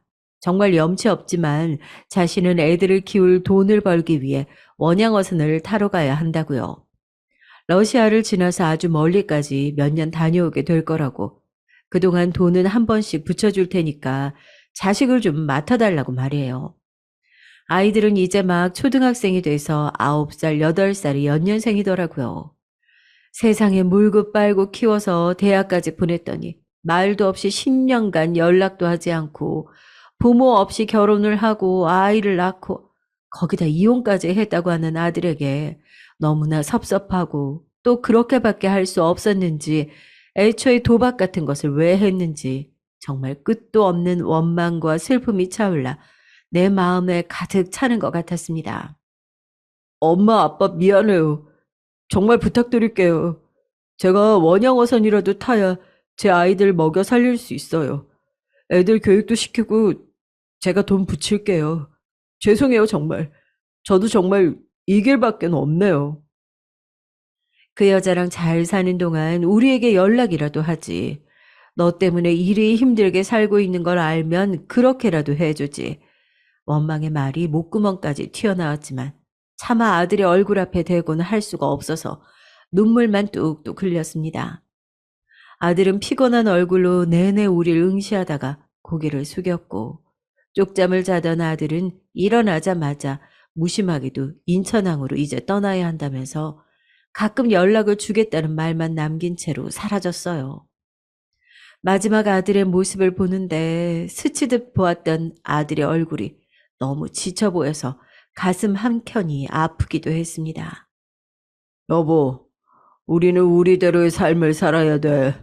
당장 이 손주들부터 키우려면. 당신, 근데 괜찮겠어? 모르겠어요. 나도 어떻게 해야 할지. 남편의 말에 저는 고개를 절레절레 저었습니다.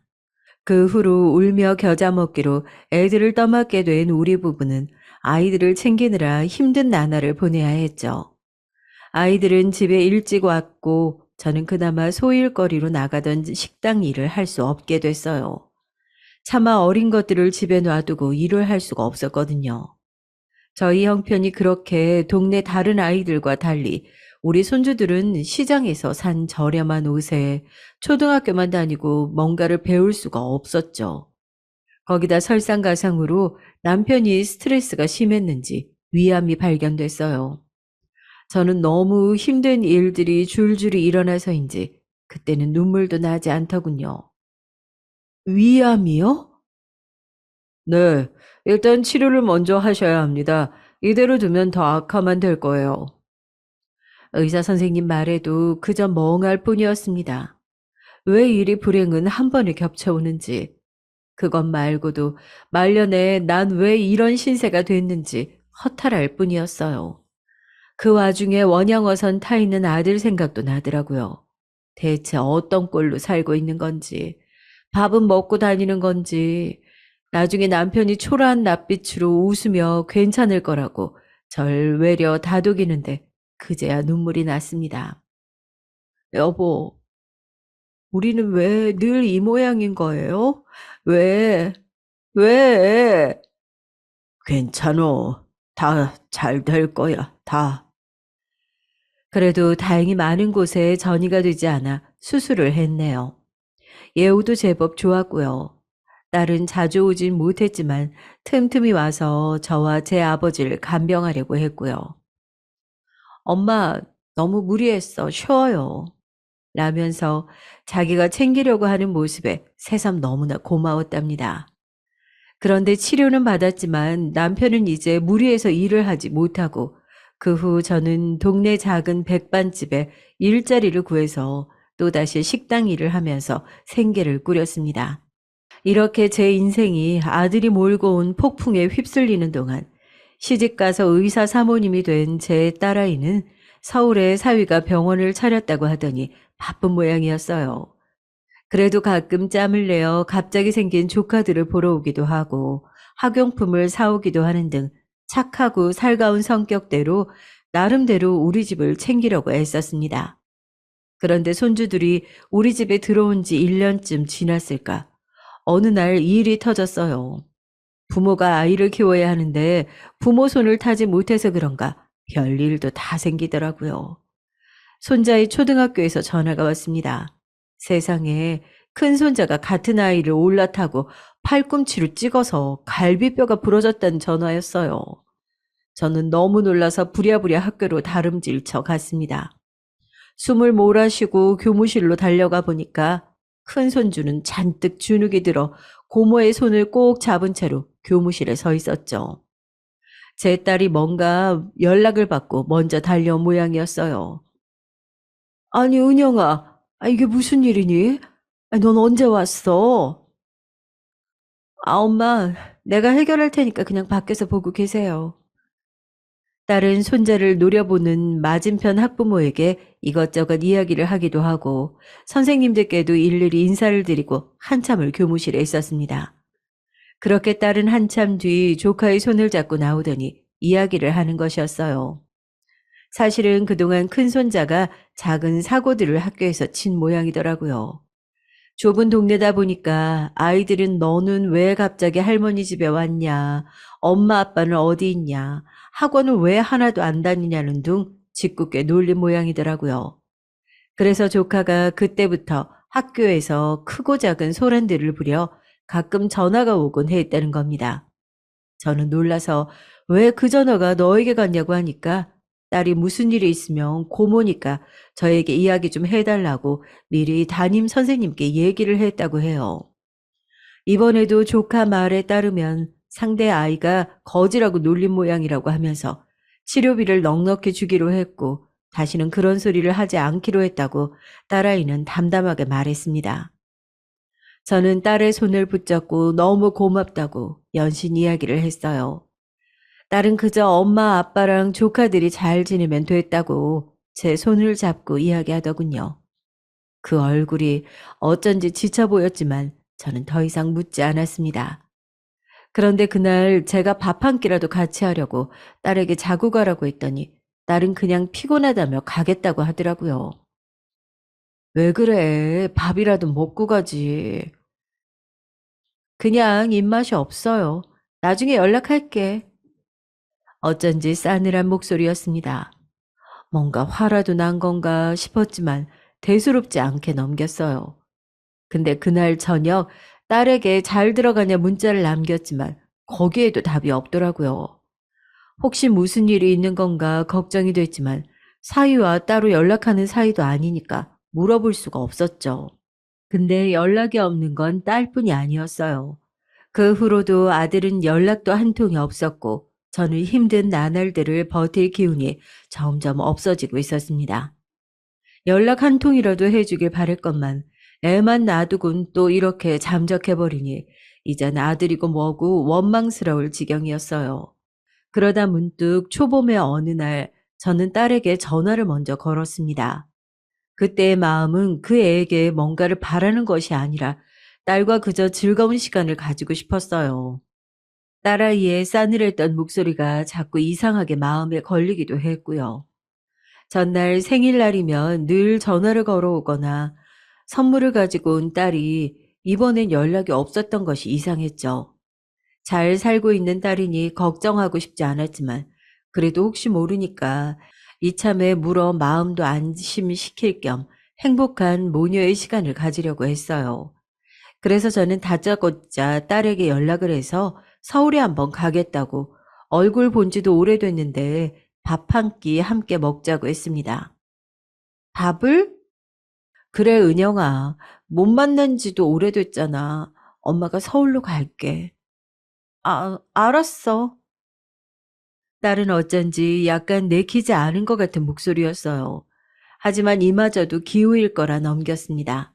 그리고 식당 일을 휴가 내고 딸의 결혼식에 딸이 맞춰줬던 고급 치마 정장을 차려입고 머리에 고데도 하고 오랜만에 화장도 했어요. 아이고, 오늘 어디 가? 아주 곱게 차려입으셨네. 아, 딸 보러 가요, 우리 딸. 그 의사랑 결혼한 딸? 좋으시겠네. 동네 아줌마들이 저한테 한마디씩 얹어 민망스럽긴 했지만 그래도 딸 볼 생각으로 나름대로 꾸미고 고속버스를 타고 서울에 도착했습니다. 딸은 오늘 할 일이 많아서 저를 터미널로 데리러 올 수 없다고 미안하다고 했지만 저는 다 괜찮았어요. 하나도 섭섭하지 않았습니다. 조금 헤맸지만 물어물어 딸이 예약했다던 식당에 드디어 도착했어요. 그곳은 일식집이었는데 깔끔하고 우리우리했고 한 직원이 나서서 룸으로 안내를 해주더라고요.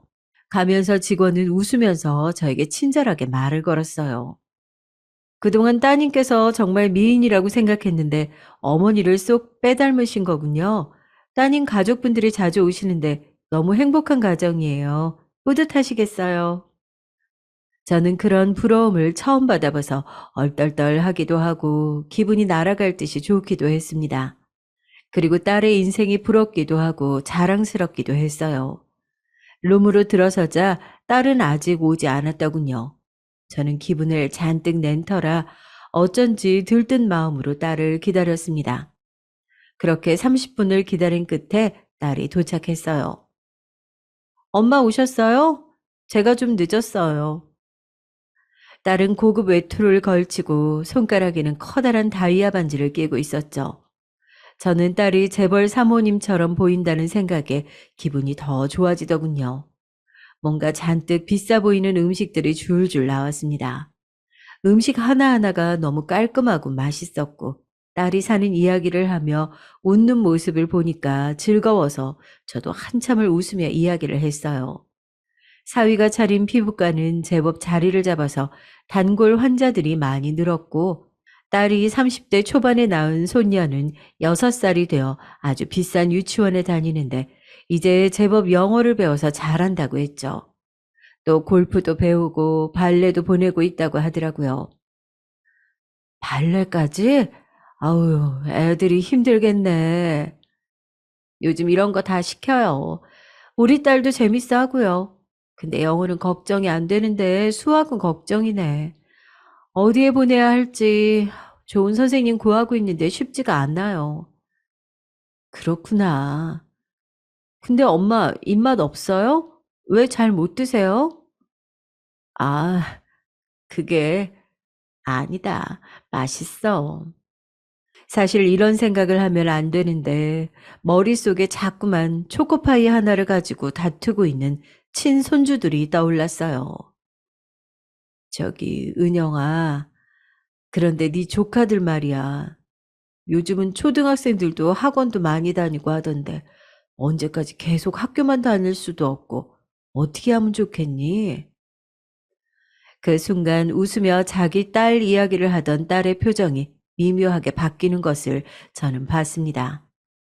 엄마, 조카들도 당연히 뭔가 배우면 좋기는 한데 그래도 일단은 형편에 맞게 해야 되지 않을까요? 그래, 그렇기는 한데, 예, 그래도 그 아이들이 네 조카잖니. 네가 나서서 좀 학습 계획도 짜주고 챙겨주면 어떨까? 그냥 너 사는 이야기 들으니까 우리 아들 새끼들인데 내가 뭔가 해주는 것도 없는 것 같고 마음이 안 좋다. 엄마, 제가 한 번씩 용돈도 주고 학교에서 필요하다는 것들도 보내주고 있잖아요. 그런데 저도 시댁서 용돈 받아 아껴서 주는 입장이라 여기서 제가 뭘 더 해주기는 좀 힘들어요. 그래도 네 오빠가 안 불쌍하니? 애지중지 없는 형편의 도시로 대학까지 보내는데 지금 원양어선이나 타고 있고 손주들도 피죽도 못 얻어먹은 애들처럼 말라가지고 내가 애들 볼 때마다 너무 속상해서 그래. 이제 너는 살만하지 않니? 네가 가진 거 조금만 나눠주면 어때서 그래? 아, 오빠가 분명 멀리서도 고마워하고 나중에 갚을 거야. 은영아, 부탁 좀 할게. 응? 순간 딸은 자리를 박차고 일어섰습니다. 그리고 소리를 지르더군요. 엄마, 엄마는 내가 오빠 때문에 사채빚 갚으면서 어떻게 살았는지 기억도 안 나요? 난 아직도 그때만 생각하면 밤에 잠이 안 와. 오빠라는 인간 하나 때문에 엄마 아빠가 평생 모은 재산 다 날리고 거지 같은 빌라 사는 것도 싫어서 자주 안 가는 거예요. 솔직히 크면서 항상 오빠한테 지원 다 해주고 나한테 해준 것도 없잖아요. 이제 왜 나 좀 살만하니까 뭐 콩고물이라도 받아먹고 싶어요? 조카? 누구 배에서 나왔는지도 모를 애들까지 내가 조카로 받아주고 뭐 생활비라도 다달이 붙여야 돼요? 그동안 큰 조카 사고 친 거 해결하는데 합의금이 얼마나 들었는지 아세요? 그 합의금 때문에 시댁에서도 아시게 돼서 제가 얼마나 꾸중 들었는지 아시냐고요. 제가 자기 아들이 뭐가 부족해서 열쇠 몇 개 못 받고 그런 결혼했냐고. 네가 아무리 잘해도 아파트, 차, 빌딩 그런 거 못 받은 거 아쉽다고 그런 소리까지 하시던데 그럴 때마다 내가 얼마나 억장이 무너지는지 알아요? 엄마, 솔직히 나 결혼할 때 꼴랑 100만 원 준 거밖에 더 있어요? 오빠한테 지원해 준 거, 돈 쓴 거, 나한테 반만, 아니 3분의 1이라도 해줬다면 내가 이러고 눈치 보면서 살겠냐고요. 이런 소리 하실 거면 재수 없으니까 얼른 일어서세요. 꺼지라고요. 저는 딸을 처음 보는 격앙된 모습에 너무 놀랐습니다. 그저 순간 친손주와 외국에서 배를 타고 고생할 아들이 안쓰러워서 주책 없는 한마디를 한 것에 딸이 이렇게까지 악을 쓰며 화를 낼 줄은 생각도 못했거든요. 그저 아들이 사고 치는 걸 부모니 어쩔 수 없이 내 업보다 하며 감내했는데 저는 딸도 오빠니까 어쩔 수 없다고 생각해 주는 줄 알았습니다. 그런데 딸은 아직도 오빠에 대한 감정이 풀리지 않고, 아니, 오히려 응어리가 되어 더욱 단단해져 있는 것 같더라고요. 그러나 그렇다고는 해도 어떻게 낳아주고 키워준 부모에게 꺼지라고 그런 말을 할 수가 있을까요? 저는 착하고 착했던 제 딸이 왜 이렇게 변했나 생각하면서 말했습니다. 그래, 네 마음 잘 알겠다. 결혼하고 자주 들르지 않아 섭섭했지만 바빠서 그러겠거니 생각했고, 잘 사는 모습 보기 좋다고 생각했는데 부모에게 대놓고 그런 소리까지 할 정도면 이제 너는 내 자식이 아닌 것 같구나. 오늘 잘 얻어먹었다. 내가 사줬어야 하는데 염치 없지만 돈이 없네. 앞으로 그 잘난 시댁 어르신 모시고 잘 지내. 말을 겨우 마치고 간신히 비틀대는 몸을 일으켜 한 발 한 발 걸어갔어요. 지금 넘어지면 안 된다는 생각을 하면서요. 그렇게 저는 외국으로 떠난 아들과 절연하다시피 한 딸을 가슴에 품고 피눈물을 흘리면서 어린 손주들을 돌보면서 식당 일로 하루하루를 보냈습니다. 때로는 손주들이 너무 버거워서 잠든 손주들을 보호를 쓰다듬으며 한없이 울었고요. 고아원에 맡길까라는 몹쓸 생각도 했죠.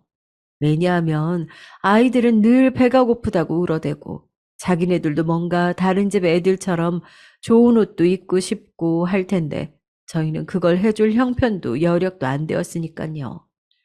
그만큼 인생이 고통스러웠던 때가 없는 것 같아요. 정말로 새벽에 일어나서 밤 늦게까지 집에서 할 수 있는 부업이라도 하면서 아픈 허리와 손목을 파스로 덕지덕지 도배를 한 채로 버틸 때면 이 한 목숨 부지하기가 너무 힘들다는 생각과 그저 얼른 죽고 싶다는 생각뿐이었어요. 그러나 차마 아직 어린 두 손주와 암을 겨우 이겨낸 남편 앞에서 그런 내색을 할 수가 없어서 많이 힘들 때면 집 앞 골목에 나가서 횡단보도를 천천히 건너면서 지나가는 차가 나를 혹시 치고 간다면 편하게 죽을 수 있을까? 죽으면 이런 지옥 같은 삶이 끝나겠지. 이렇게 힘든 시간을 견디면 끝까지 목숨을 붙잡고 살아서 어떤 좋은 꼴을 본다고 이러고 살고 있나. 이런 생각들로 시간을 보내는 것이었죠. 그렇게 힘든 나날이 쌓여 시간이 흐르고 큰 손주가 중학생이 될 쯤이었어요. 제가 일하던 백반집 사장님이 어느 날 그러시는 거예요. 언니, 아니 제가 사정이 있어서 지방 좀 가 있어야 하는데 언니가 당분간 맡아서 이 식당 운영 좀 해보시면 어떻겠어요? 아니 제가 없는 동안 나오는 수입은 언니가 다 가지셔도 되고 저는 그저 그냥 이 식당 계속 유지만 하면 되거든요. 아유, 정말 그래도 되는 거예요? 뜻밖의 제안이었습니다. 저는 좀 얼떨떨했지만 사장님은 그저 몇 달 지방에 간 김에 푹 쉬려고 그런다는 말을 남기고 저에게 가게를 통으로 맡기고 가셨어요. 저는 사장 아닌 사장이 된 것에 신이 나서 신나게 식당 일을 했습니다. 다행히 남편이 건강이 괜찮고 아이들도 제법 자라서 제가 일에 좀 더 몰두할 여건이 됐죠. 그러던 중 옆집에 새로 수제 햄버거집을 오픈했다며 한 청년이 인사를 하러 왔어요. 요즘 사람 같지 않게 시루떡을 한 접시 들고요. 저는 떡을 들고 인사를 오는 게 너무 오랜만이라 마음이 푸근해지는 것 같아 그 청년과 가끔 수다를 떨게 됐죠. 대학을 졸업하고 학생 때부터 햄버거를 좋아해서 결국 창업을 하게 됐다고 하더라고요. 그리고 이야기를 나누다 청년은 어머니, 어머니도 저처럼 배달 어플 한번 써보세요. 이게 생각보다 쏠쏠하거든요. 라며 뭔가 어려워 보이는 어플이라는 것을 설명해 줬습니다. 업체에 이야기하고 가게 메뉴나 금액을 올리면 사람들이 배달 주문을 시킨다는 것이었어요. 저는 나이가 많아서 이런 어려운 것은 잘 못한다고 했어요. 그랬더니 청년이 선뜻 저에게 어플 관리하는 거랑 배달하시는 분들 오시면 어떻게 하는지랑 배달 용기 같은 거 아는 대로 알려주겠다고 했습니다. 그러면서 저에게 용기를 주는 거였어요. 아유, 정말 번거로울 텐데. 그래도 한번 해보세요. 분명 도움이 될 거예요. 서로 도와야죠. 고마워요. 고마워. 한번 해볼게요. 이상하게도 저는 그 청년의 이야기에 새로운 도전을 해보고 싶다는 마음이 들었죠. 그래서 어플을 이용한 배달을 시작하게 됐어요. 처음에는 주문이 뜸했지만 근처 종합병원에서 단체 주문이 제법 들어와서 장사는 술술 잘 되어갔습니다.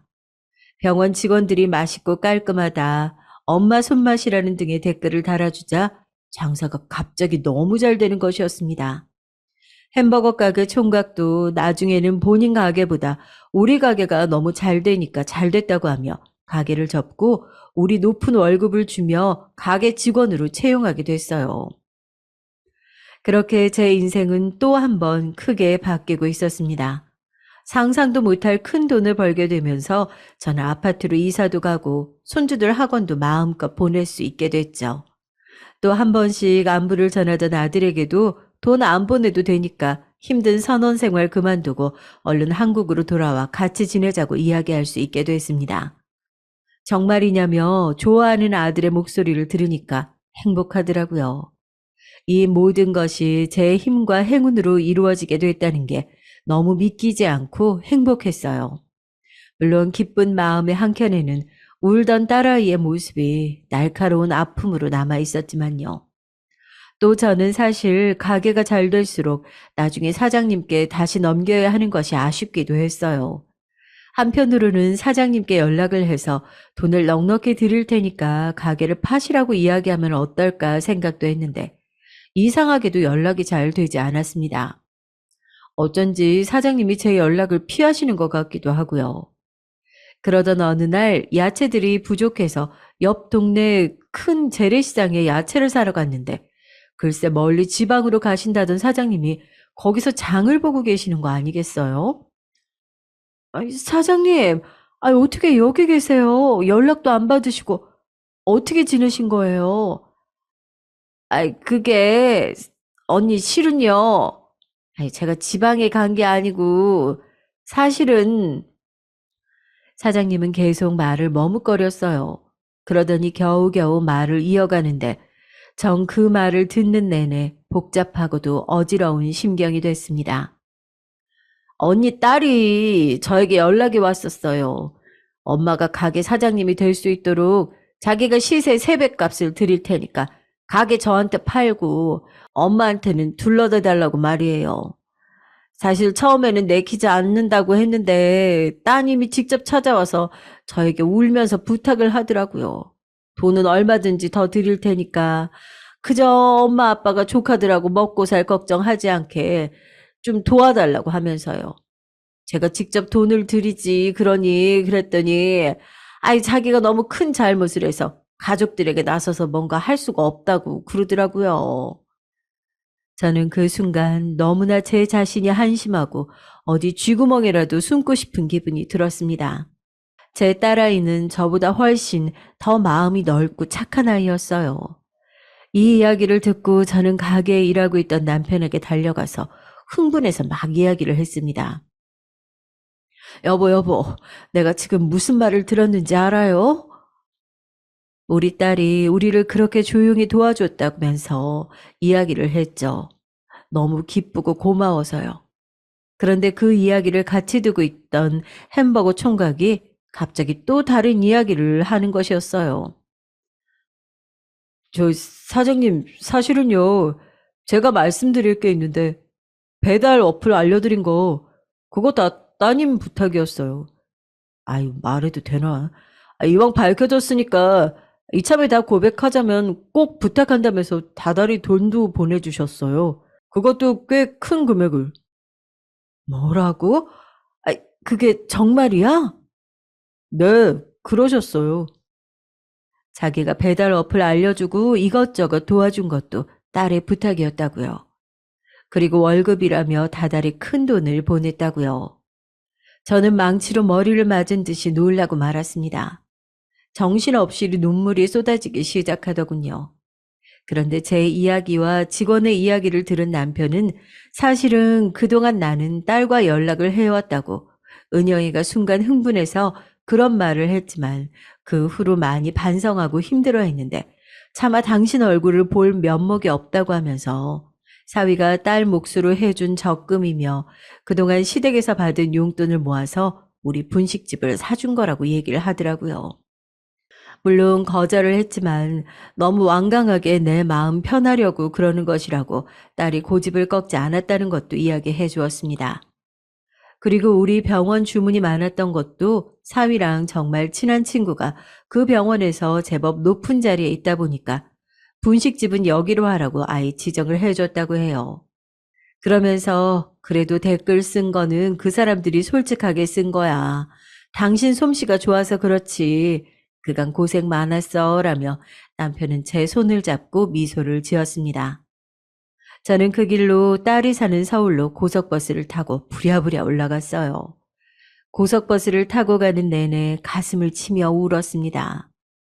더 이상 울지 않으려고 했지만 계속 눈물이 흘러나와서 멈출 수가 없었어요. 딸이 사는 집으로 도착해서 마침내 딸의 얼굴을 마주 대했을 때 저는 울지 않으려고 그토록 애를 썼건만 무너지고 말았습니다. 은영아, 엄마가 널 오해했어. 미안하다. 너무 미안하다. 그동안 네가 애쓴 이야기 들어놓으라고 그렇게 돌아서서 나온 후로 하루도 네 생각을 하지 않은 날이 없었다고 저는 울었습니다. 어디서 그렇게 많은 눈물이 나오는지 눈물이 계속 폭포같이 흘러나왔어요. 딸은 눈시울을 붉히며 눈물방울을 떨어뜨리면서 제 이야기를 들어주고 몇 시간이고 제 어깨를 토닥여 줬습니다. 미안해요, 엄마. 내가 미안해. 그 후 딸은 자신의 이야기를 해주더군요. 그 순간 욱해서 화났지만 돌이켜 생각해보니 고등학교 졸업 후 형편 때문에 대학을 보내줄 수 없다고 말하며 엄마가 눈물을 글썽이던 그 순간과 아무리 살림이 빠듯했어도 뭐라도 더 해주려고 했던 엄마의 모습이 계속 생각났다고요. 그리고 간호조무사 하고 싶다고 했을 때 엄마가 모아두었던 갯돈을 깨서 공부할 돈을 마련해주며 열심히 하라고 격려해 주었던 것과 결혼식에서 사위의 손을 잡고 해준 것이 없어서 미안하다며 우리 딸 잘 좀 부탁한다고 연신 고개를 숙이던 그런 모습들이 떠올랐다고 했어요. 그래서 뒤에서 도울 수 있는 방법을 찾다 보니까 여차저차해서 그렇게 돕게 되었다고 합니다. 엄마가 그렇게 날 위해 애써줬던 건 싹 다 잊어버리고 그냥 내가 스트레스 받고 힘드니까 엄마한테 말이 잘못 튀어나가 버렸어요. 딸은 그러면서 저를 따라 엉엉 울었답니다. 그때 정말 우리 모녀 격하게 화해하고 서로를 부둥켜 안으며 그제야 서로 사랑한다고 말하지 않아도 사랑을 느낄 수 있었답니다. 그날은 제가 오랜만에 엄마 밥 먹고 싶단 딸에게 집밥을 차려주고 사위와도 도란도란 이야기를 나누다 집에 돌아왔어요. 늘 제게 어려웠기만 했던 사위는 생각보다 싹싹한 사람이었더라고요. 장모님, 제가 자주 찾아뵀어야 했는데 늘 죄송했어요. 장모님 가게 저도 언제 한번 가보고 싶어요. 그렇게 맛집이라면서요? 그럼 언제든지 와. 언제든 아주 맛있게 해줄 테니까. 그렇게 저는 딸과 몇 년간 연을 끊었던 것이 무색하게 다시 각별한 사이로 돌아갈 수 있었습니다. 먼 길을 돌아왔지만 이제나마 편하게 딸을 다시 볼 수 있게 되어 너무나 행복했어요. 그리고 저의 마지막 숙제였던 아들도 긴 항해를 마치고 집으로 돌아오게 됐고요. 어선을 타느라 많이 힘들었고 지친 얼굴이었지만 이제야 한국 땅을 밟을 수 있게 된 게 너무 좋다면서 울며 웃더라고요. 지금 저희 가족은 아들네와 함께 식당을 운영하면서 먹고 사는 걱정 없이 지내게 되었고 딸은 여전히 부유하게 잘 지내고 있답니다. 사실 저는 우리 딸의 인생을 보고 정말 착하게 살면 복을 받는다는 말을 진심으로 믿게 됐어요. 우리 딸의 성품이 그리 착하고 어진이 좋은 일만 따라오는 거 아니겠어요? 또 제가 이 나이까지 살아보니까 사람의 인생은 다 정해진 때라는 것이 있는 것 같아요. 힘들 때는 힘든 일이 끝도 없이 겹쳐지지만 그 시간을 지혜롭게 견뎌내면 반드시 보상받는 날이 온다는 생각도 들었습니다. 지금까지 제 사연을 들어주신 여러분들, 지금 삶이 팍팍하고 괴로우시더라도 분명히 하늘에서 다 보고 계신답니다. 하루하루 힘내서 열심히 생활하세요. 그러다 보면 제 인생처럼 분명히 좋은 날이 온다는 것을 꼭 말씀드리고 싶어요. 그럼 오늘 하루도 선한 마음으로 행복하게 보내세요.